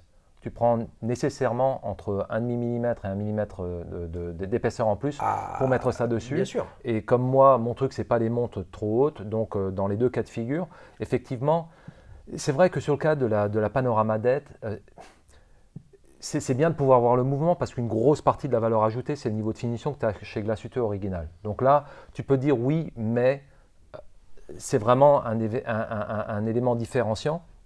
Je ne comprends pas, par exemple, pourquoi l'Omega Seamaster 300 M a un fond de boîte transparent, parce que le mouvement, il est correct, mais ce n'est pas non plus un premier prix de beauté, et ça rend la montre plus épaisse. Donc moi, les montres de plongée, je préfère de loin quand elles ont des fonds pleins. Voilà. Ça, c'est un bon argument. Et ça, j'aime beaucoup. Vous voyez la contradiction entre nous. Moi, je me dis que ce serait quelque chose à faire. Mais c'est vrai que dans l'horlogerie, je pense qu'ils sont toutes les marques, à défaut de savoir où elles vont, Ouais. parce que c'est compliqué, elles regardent d'où elles viennent. Et à un moment ou à un autre, on peut reprocher à une marque d'être toujours sur la même trajectoire. Bon, Rolex avec sa Submariner, il ne faut surtout pas que ça bouge de trop. Omega avec une Speedmaster, etc. On aimerait un peu qu'au lieu de se dire, puisque je ne sais pas trop aller, si, essayons d'aller à droite plutôt de continuer sur la même trajectoire. Mais là, quand tu as des marques, je pense toujours à la 1159 d'Audemars Piguet qui s'est fait laminer, alors que pour le coup, ils ont vraiment pris une trajectoire qui n'était pas... Quoique, il y a plein de choses qui sont rattachées à leur ADN. Voilà. Donc si on n'innove pas, c'est pas bien. Et si on innove, c'est pas bien. Ouais, c'est dur, hein. C'est ce qu'on avait dit la dernière fois, ouais. C'est complètement ça. Ouais. Bon, les amis, sans surprise, Boris mène 1-0. Alors, là, ça c'est un truc intéressant parce que j'achète des bouquins de montres depuis très très nombreuses années. Et ce que j'aime acheter dans les livres de montres, c'est d'acheter des vieux livres pour avoir, on va dire, l'état de l'art à une époque. Donc quand on achète un catalogue, l'annuel des montres, voilà, j'ai eu la chance de trouver et de chiner les tout premiers. Quand tu te retrouves début 2000, ce qui est présenté, c'est les montres de 2000. Donc là, il y a 20 ans de moins de marketing, etc. Et donc j'ai trouvé un truc très très intéressant chez Glashütte. Et oui, fin 90-2000, Glashütte a commercialisé un chronographe avec un boîtier en dodécagone, c'est-à-dire à 12 faces. D'accord. Quel était le nom de ce chronographe? La Glashütte Original Sport Chronographe, la Glashütte Original Chronographe Everest, la Glashütte Original Datographe. Alors là, tu me sèches parce que je ne connais pas du tout ce modèle. Tu vois. Je connais les modèles à partir du début des années 2000, style les panneaux rétrographes et compagnie. Mais effectivement, sur ce type de boîtier-là... Alors, quand on ne sait pas, je l'aide un petit peu, même si c'est un puits de science quand même, Boris. Hein, tu peux essayer de raisonner par l'absurde. Hein. Ouais. Si tu ne sais pas, tu pourrais te poser la question. Bon, voilà, sport chronographe, chronographe Everest, datographe. Bon, écoute, le datographe, je pense que c'est quand même plutôt de chez Lang. L'Everest, ça, Je ne pense pas qu'ils aient une histoire particulière qui soit liée à ça. Donc, par élimination, je dirais la première. Par élimination, la première. Pas mal du tout, Boris. Superbe montre, honnêtement.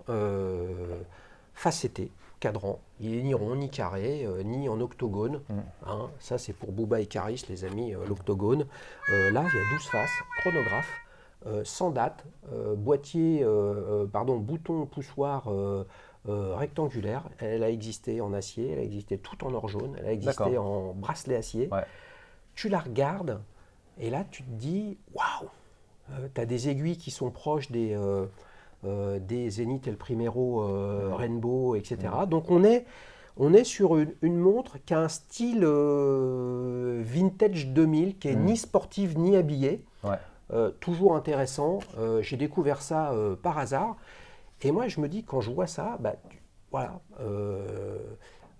si Glashütte Original a dans le tuyau de sortir finalement le produit qui est très recherché aujourd'hui, c'est-à-dire du sport chic acier, bracelet intégré, là ils vont piocher dans leur sport chronographe et ils font une tuerie parce qu'ils viennent avec un boîtier comme ça sur le 3 aiguilles date de Patek, Audemars et compagnie. Ils viennent sur la offshore et le chronographe aussi.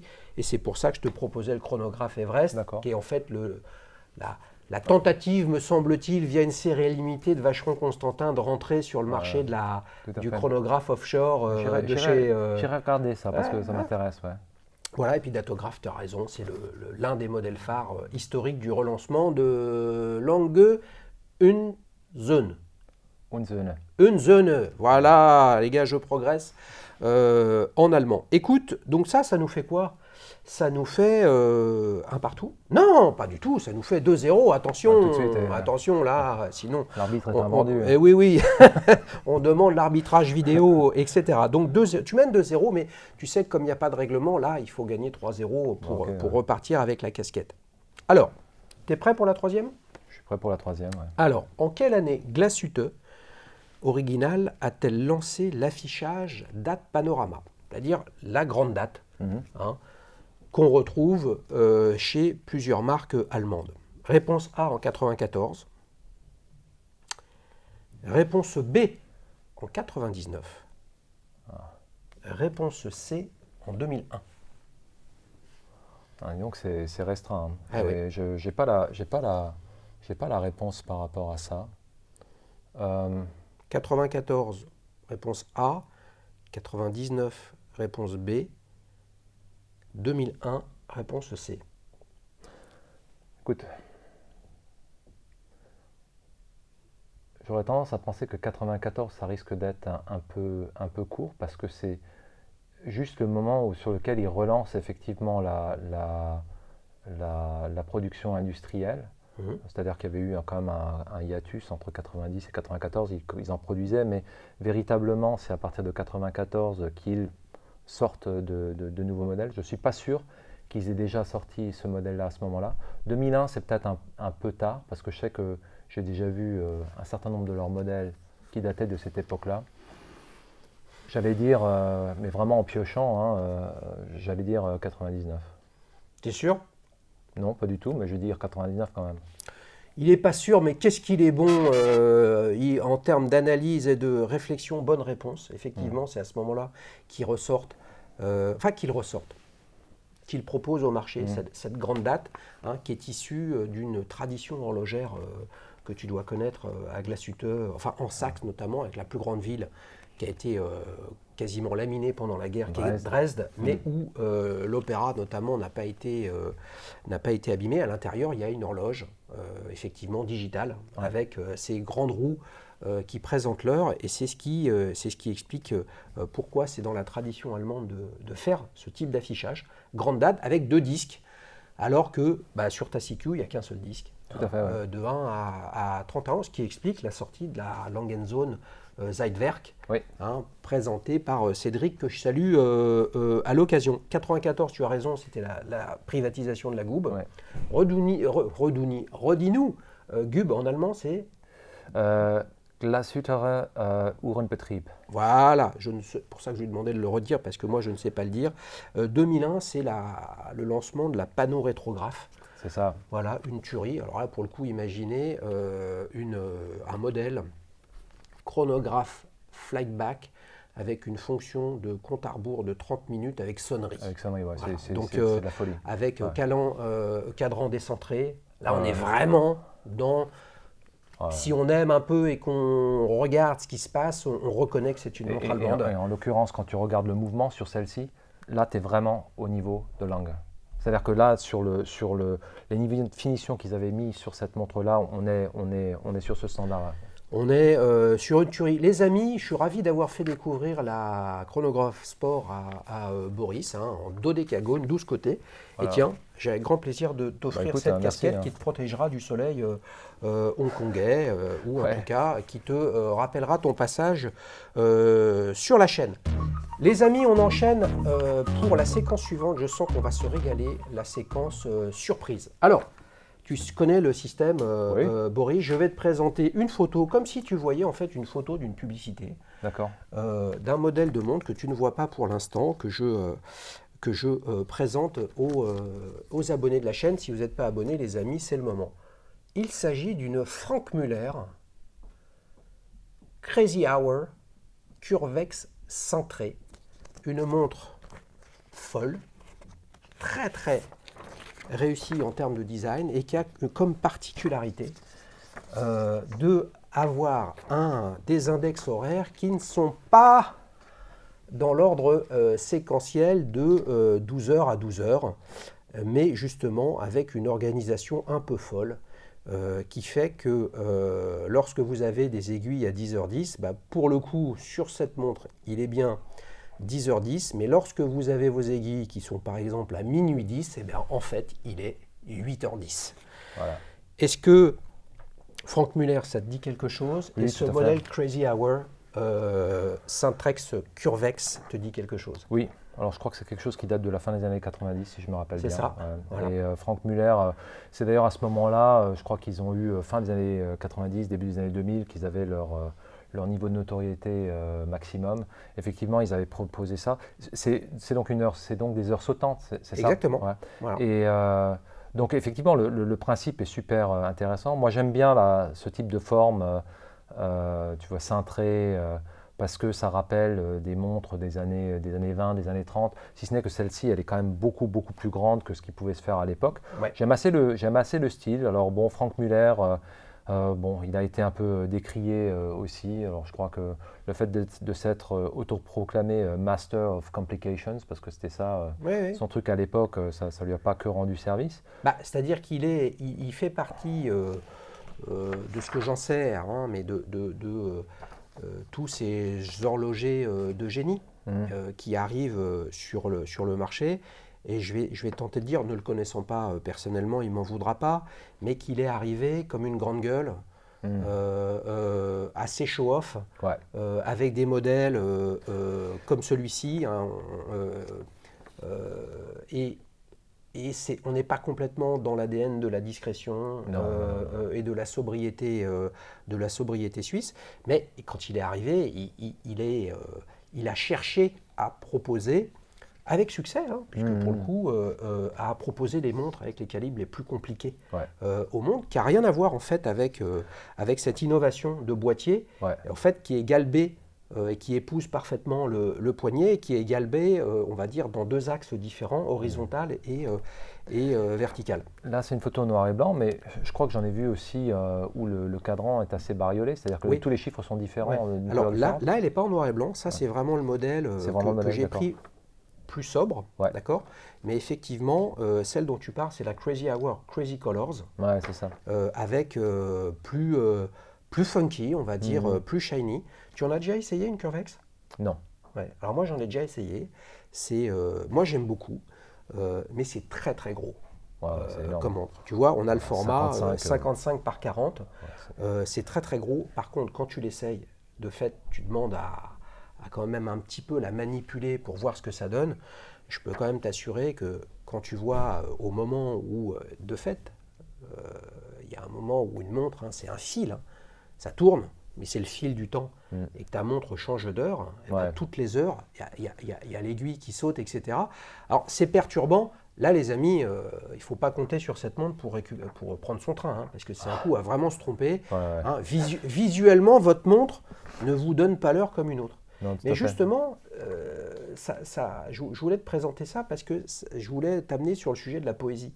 Oui? Ça sert à rien, une Glasuite Original CQ. Non. Tu fais pas de plongée Non. avec, etc. Et donc là, il y a la dimension. Là, on est sur des heures sautantes avec un temps dérégulé. Ça nous fait penser aux montres molles, Salvador Dali, Tout à fait, ouais, les quartiers. l'heure masquée, Ouais. etc.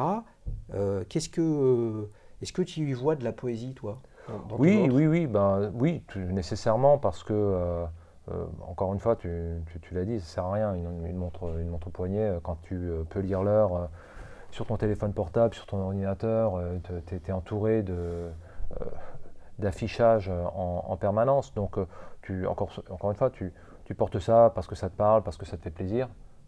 Si effectivement, bon, pour moi, ce modèle-là, il serait beaucoup trop gros par rapport à ce que j'aime. Moi, je peux comprendre que quelqu'un Mais il prenne serait son plus plaisir petit. avec ça. Imagine. Parce que là, on est sur une photo. Ouais. Donc je partage avec toi que j'ai pu l'essayer, parce qu'il y en a parfois en vente aux enchères. Hein, donc au moment des vitrines ouvertes, je vais les essayer. Elle serait plus petite. Imagine, elle est plus petite, tu vois. Et elle ferait le format d'une Grand Reverso. Pas impossible du tout, mais je pense qu'à choisir, je prendrais quand même une Grand Reverso parce que pour moi, la Grand Reverso, c'est un monument du style Art déco. Et que ça, c'est vraiment quelque chose qui me parle. Ok. Donc, si je devais prendre une montre effectivement allongée comme ça, ce serait quand même plutôt une Jaeger que la Franck Muller, même si j'apprécie le côté original de la complication. Mais effectivement, mal de crâne pour lire l'heure, quoi. Donc, voilà. Elle existe en plein de coloris différents. Si vous voulez en voir, vous pouvez aller à Paris chez Chronopassion. Parce que là, pour le coup, chez Franck Muller, il faut que vous fassiez un petit effort quand même avec votre site internet. Parce que là, c'est quand même extrêmement pauvre ce que vous proposez en ligne. Combien tu lui mets de 1 à 10 à cette montre? Écoute, je vais lui mettre, allez, je vais lui mettre 6,5 parce que j'aime bien l'originalité, mais bon, encore une fois, beaucoup trop gros. Et ça, je lui retire quand même pas mal parce que je sais déjà d'avance que c'est importable pour moi. Ok. Voilà. Si tu enlèves la marque Franck Muller, ça changerait quelque chose à la marque, à ta Non, note ou pas? non, absolument pas. C'est pas une question de marque, c'est vraiment une question de volume. Ok. Ouais. Ça marche, les amis. On enchaîne. Bien sûr, vous pouvez aller sur l'onglet communauté pour partager votre avis sur cette montre. Vous aimez beaucoup, passionnément, à la folie ou pas du tout. Et puis surtout expliquer pourquoi. Parce que ce qui compte, c'est sur la chaîne, c'est de découvrir des modèles, des histoires. C'est le fameux why. Hein, le what, c'est une montre, ça sert à rien. How, ça c'est vachement intéressant, industriel, plus ou moins artisanal, très artisanal, etc. Mais quand même, le sujet de fond, c'est le pourquoi. Hein, parce que s'il n'y a pas de pourquoi, qu'est-ce qu'on va mettre, ne serait-ce que quelques centaines d'euros, dans une montre qui péniblement donne l'heure avec une précision qui est toute relative. On enchaîne avec la séquence suivante, recto verso. Tu nous as parlé tout à l'heure de style masculin, de vêtements, de chaussures, etc. Qu'est-ce que tu as comme chaussures là? Là, ce Des sont Vertex, des, hein? non, ce sont des Crockett Jones. Ah non, mais ça c'est une des plus belles Ouais. marques de chaussures. Oui, tout à fait. Chez les Anglais, en fait, dans les grandes marques anglaises, donc de Northampton, historiquement, tu as Loeb, tu as Green, tu as Church, tu as Crockett Ces Jones. fabricants-là sont de la région de Northampton? C'est ça. C'est où ça? C'est dans les C'est dans les la frontière écossaise? non, C'est East Midlands. Donc East en Midlands? fait, si tu prends Londres, tu fais à peu près 150 bornes et un tout petit peu vers l'est. Et tu as toutes ces villes, donc Leicester, Northampton, donc des villes quand même relativement industrielles au départ. Donc belle ville de rugby, Northampton et Leicester. Oui, d'accord. Ah, D'ailleurs, non, attention, il y a le Leinster irlandais, mais Northampton. et le Leicester d'ailleurs, enfin, et Leicester, ça vaut son pesant de cacahuètes d'aller voir le derby parce que c'est un peu comme. Le derby Leicester-Northampton? Ouais, c'est un peu comme Aviron Bayonnais, Biarritz Olympique. C'est-à-dire qu'une fois sur deux, Ça chauffe. ça chauffe, ouais. Ouais. Ouais. Donc, mais effectivement, donc Crockett Jones, moi j'adore cette marque. J'en ai acheté beaucoup depuis. Ça fait quoi? J'ai dû m'acheter ma première paire chez eux en 99, donc ça commence à dater. T'achètes, tu revends ou tu gardes tout au niveau Ouais, chaussures? je garde Ouais. tout. T'en as combien? De chaussures au total ou de Crocas Jones? Chaussures au total, grosse maille pour comprendre. Est-ce qu'il est aussi fou et passionné de montres que de chaussures? Parce que ça prend de la place, hein. Ouais. Dans une boîte de chaussures, tu mets beaucoup de montres. Par contre, dans une boîte de montres, tu mets pas beaucoup de chaussures, hein. Non, mais là, à l'heure actuelle, je dois en avoir entre 30 et 40 paires. Et, Ah ouais. je viens de me débarrasser d'au moins d'une quinzaine de modèles que je portais plus du tout parce que le style m'allait plus, donc je les ai donnés à des œuvres caritatives. Mais tous les 5 ou 10 ans, j'élève une partie du truc parce que sinon, Ouais. comme tu dis, j'ai absolument pas la place Ouais. pour tout mettre. Ouais. Mais dans les souliers, il y a, là, on a un mocassin. Je disais Bertheil, ça aurait pu être Alden. Oui, tout à fait. Comment il s'appelle ce type de mocassin? Bah, c'est un mocassin à Pampille, Ouais, donc voilà, mocassin à c'est ça. blanc. Ouais, c'est non, mais ça. c'est un grand classique. Oui, c'est un grand classique. Alors, c'est un grand classique anglais et américain, en fait, puisque tu as énormément d'hommes d'affaires aux États-Unis qui portent ça, avec des costumes en l'occurrence, hein. Généralement sur des modèles en cuir box noir. Donc, ça, c'est considéré comme étant très habillé à New York. Ce n'est pas nécessairement le cas autant en France.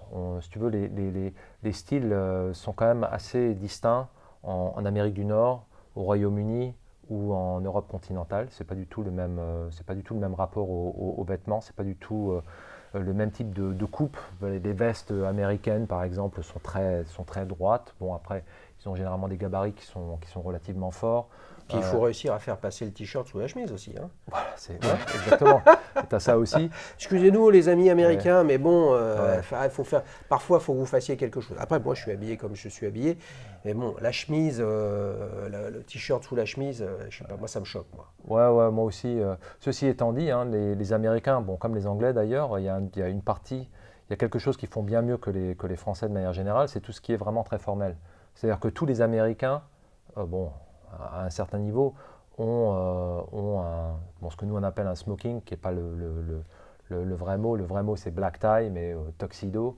C'est-à-dire qu'il y a des soirées habillées, les gens portent ça. Oui, mais ça vient du fait que la soirée du lycée, tu dois Oui, être oui, en, oui, oui. tu dois être en costume. Donc il y a une éducation sur le sujet. Il y a une éducation. Alors les plus forts dans ça, c'est les Anglais, mais de loin, hein. C'est eux, les Anglais savent vraiment faire le formel. C'est-à-dire que ce soit effectivement le smoking, donc le black tie, qui à l'origine d'ailleurs était semi-formel. C'était quelque chose, quand tu avais une fête à la maison, tu t'habillais comme ça. Le but du jeu étant que les hommes soient quasiment tous habillés de la même manière, de sorte que tu mets en valeur ta compagne. Le but d'avoir tous le même uniforme, c'est de mettre en valeur sa cavalière. Donc les Anglais font ça très très bien. Ils ont un autre costume formel qui s'appelle un morning suit. Donc si tu veux, avec une redingote, donc avec une veste longue, ou nécessairement quand tu te maries ou quand tu vas à un mariage, tu portes ça. Et après, bon, il y a quelque chose qui est complètement tombé en désuétude, mais c'était vraiment le code le plus formel, c'est ce qu'on appelle un white tie, où là, pour le coup, c'est un queue de pie, gilet blanc, col cassé, nœud papillon blanc. Et ça, c'est le code le plus strict. Et ça, c'est pour aller à l'opéra ou alors si tu es invité par la reine. Et ça, dans tout ce que tu aimes sur le fashion, enfin le style, parce que fashion, il y a un côté publicitaire, récent et tendance à court terme. Moi, je te vois plus sur le style, sur les époques et sur les classiques. Donc Oui. en fait, finalement intemporel.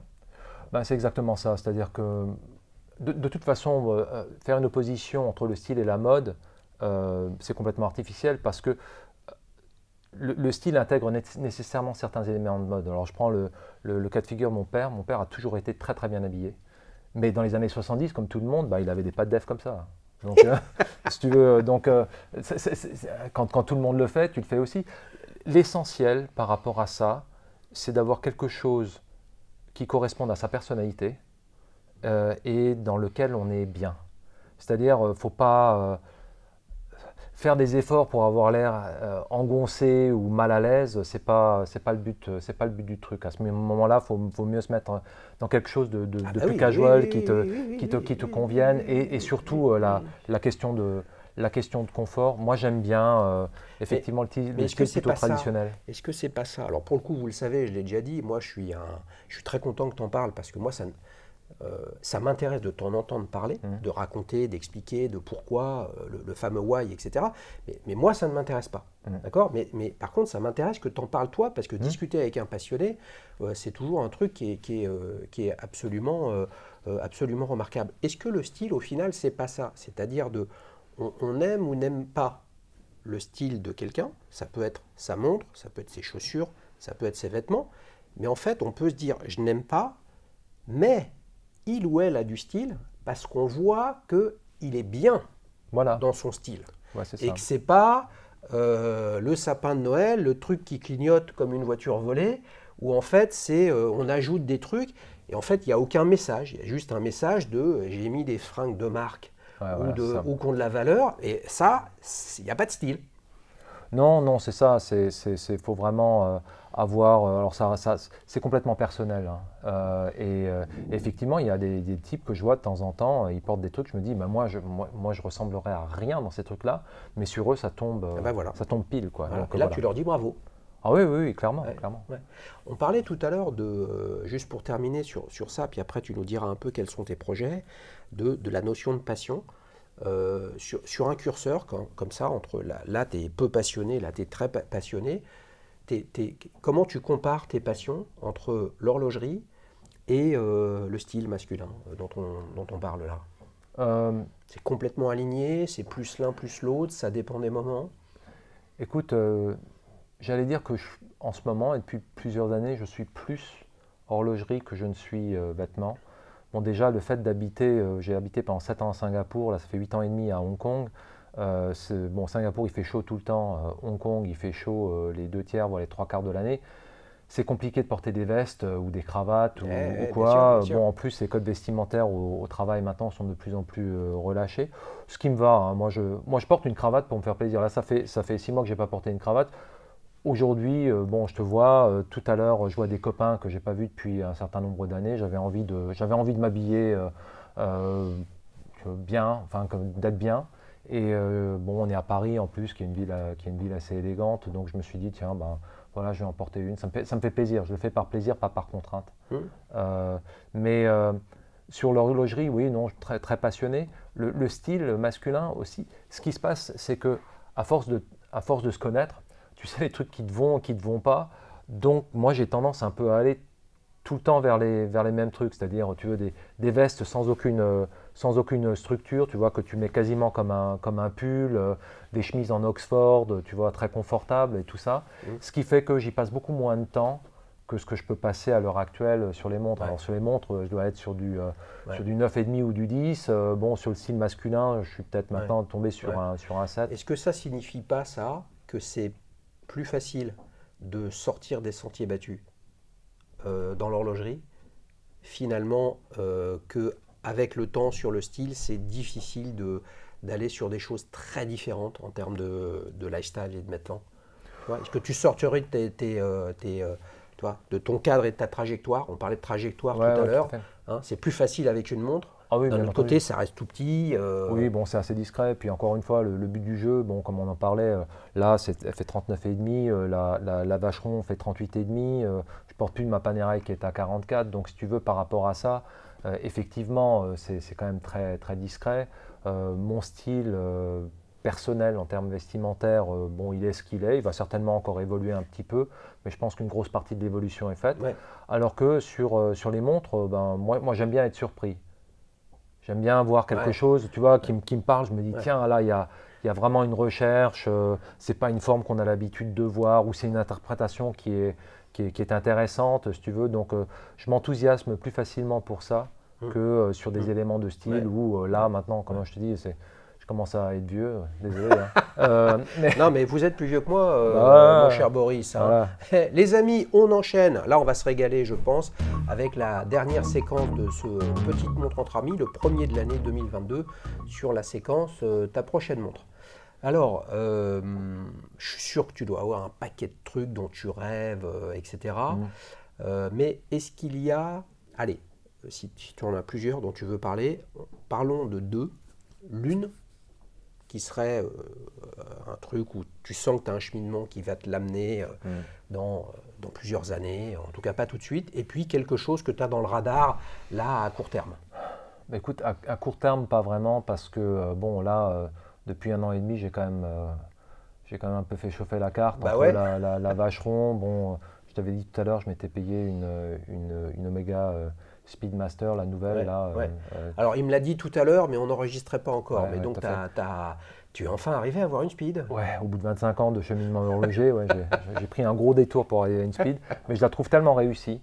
Je trouve Tu qu'ils as ont pris fait la vers Esalite ou vers Saphir? Esalite. Esalite, ok. Ouais, ouais. Parce que bon, c'est un peu amateur vintage, tout ça. Puis elle est plus discrète, hein. Elle a le bracelet qui claque moins, Ouais, bon, de etc. toute façon, je l'ai mise comme celle-ci sur un bracelet Joseph Bonny parce que je les trouve très confortables, notamment quand tu es dans un pays tropical. Bien sûr. Ça a un peu de jeu, alors qu'un bracelet métal, ça peut vite devenir contraignant. Mais oui, non, modèle fantastique. Alors ça, tous les Donc, gens, ouais. tous les gens qui veulent se payer une belle première montre à l'heure actuelle, je leur dis, posez pas trop la question, à moins d'avoir une activité, j'allais dire, nautique très poussée.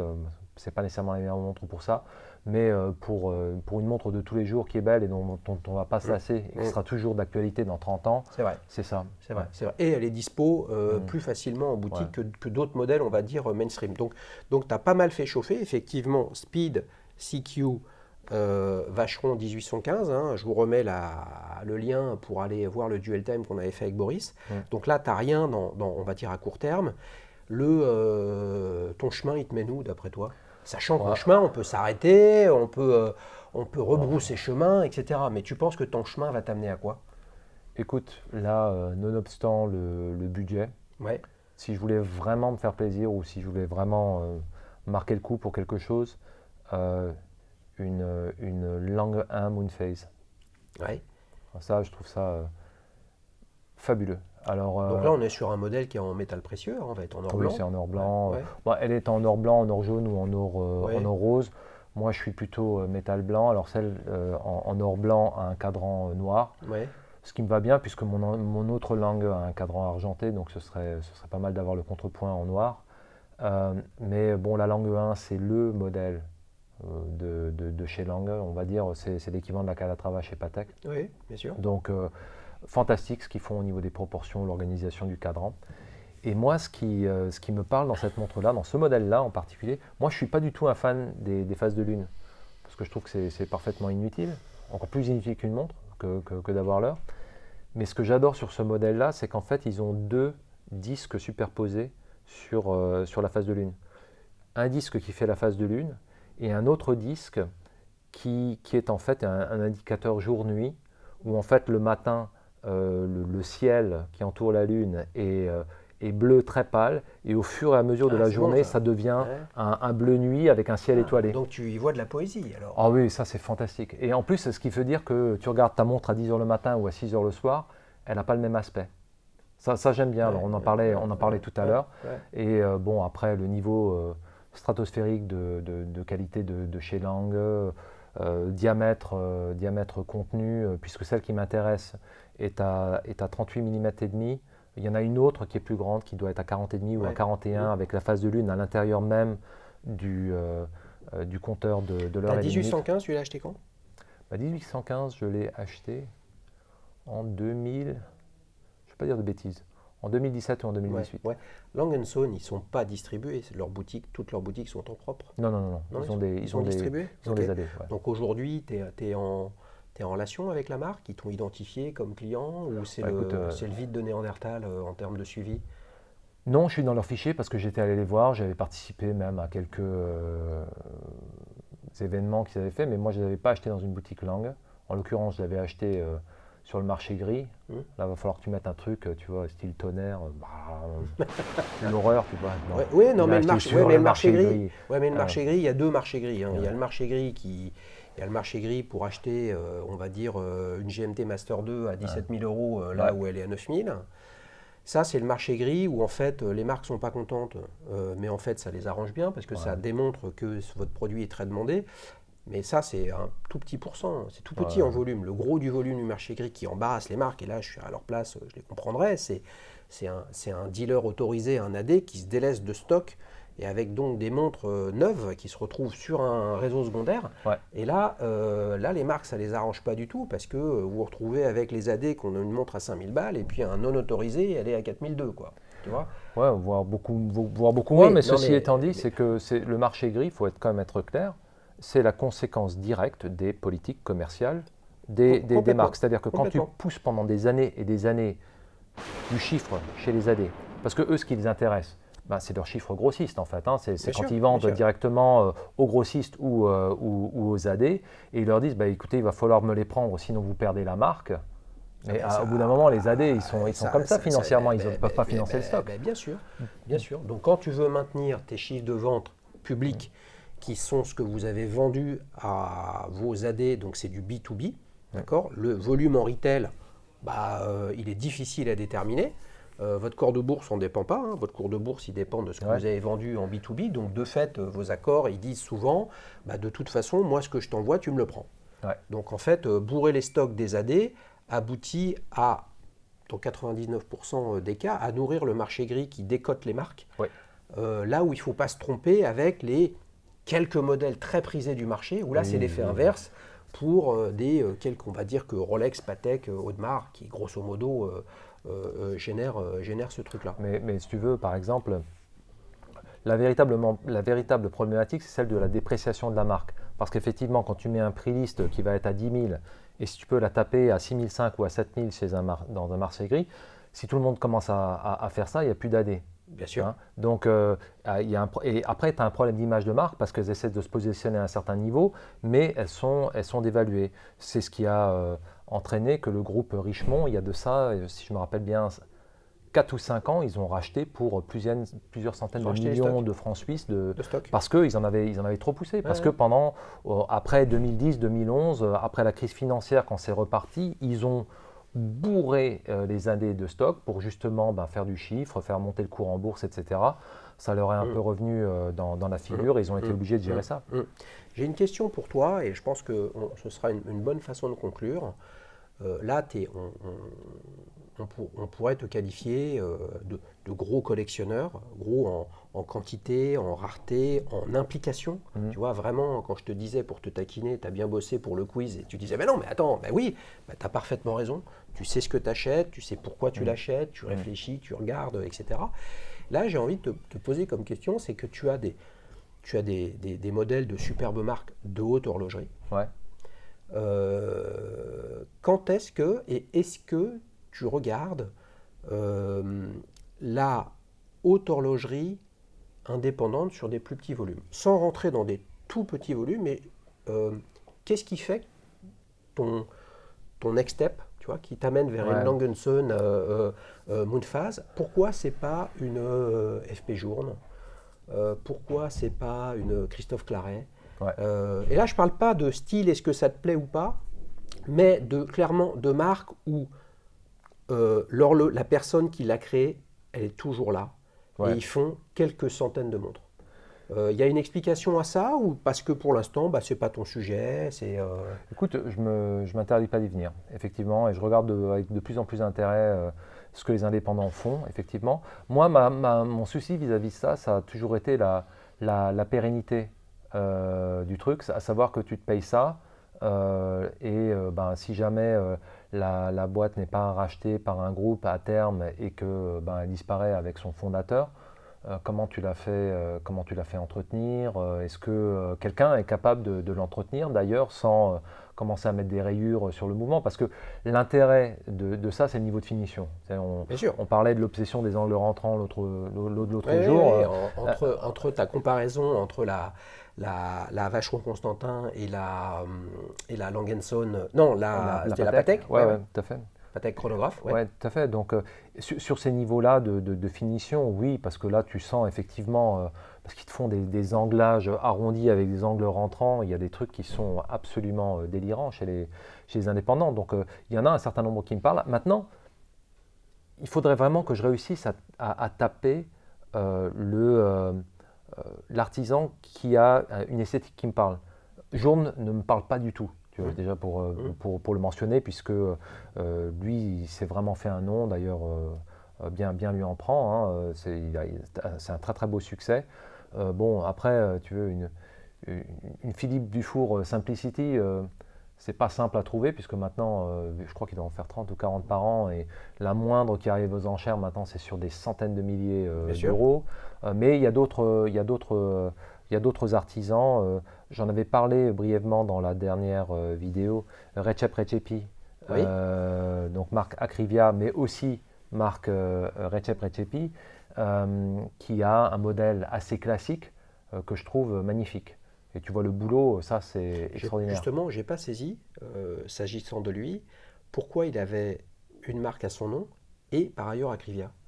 J'essaie de comprendre pourquoi. Ouais. Alors il a donné l'explication, c'est que Acrivia, donc c'est un style très particulier, hein, c'est voire un peu futuriste, hein, dans le design, mais il voulait distinguer une autre gamme qui soit beaucoup plus classique. Et la gamme classique, il la met à son nom. Voilà. Ok. Tu t'es fixé un peu tu vas bientôt avoir 52 ans. Si moi j'ai bientôt 52 ans, les amis, Boris, ça va lui arriver aussi. Hein. On espère, oui. Ouais. T'as un timing pour cette nouvelle langue, une sene. Bien. Pas mal. Pas mal. Non, j'ai pas de timing. Bon, écoute, j'ai pas mal T'es 60 ans?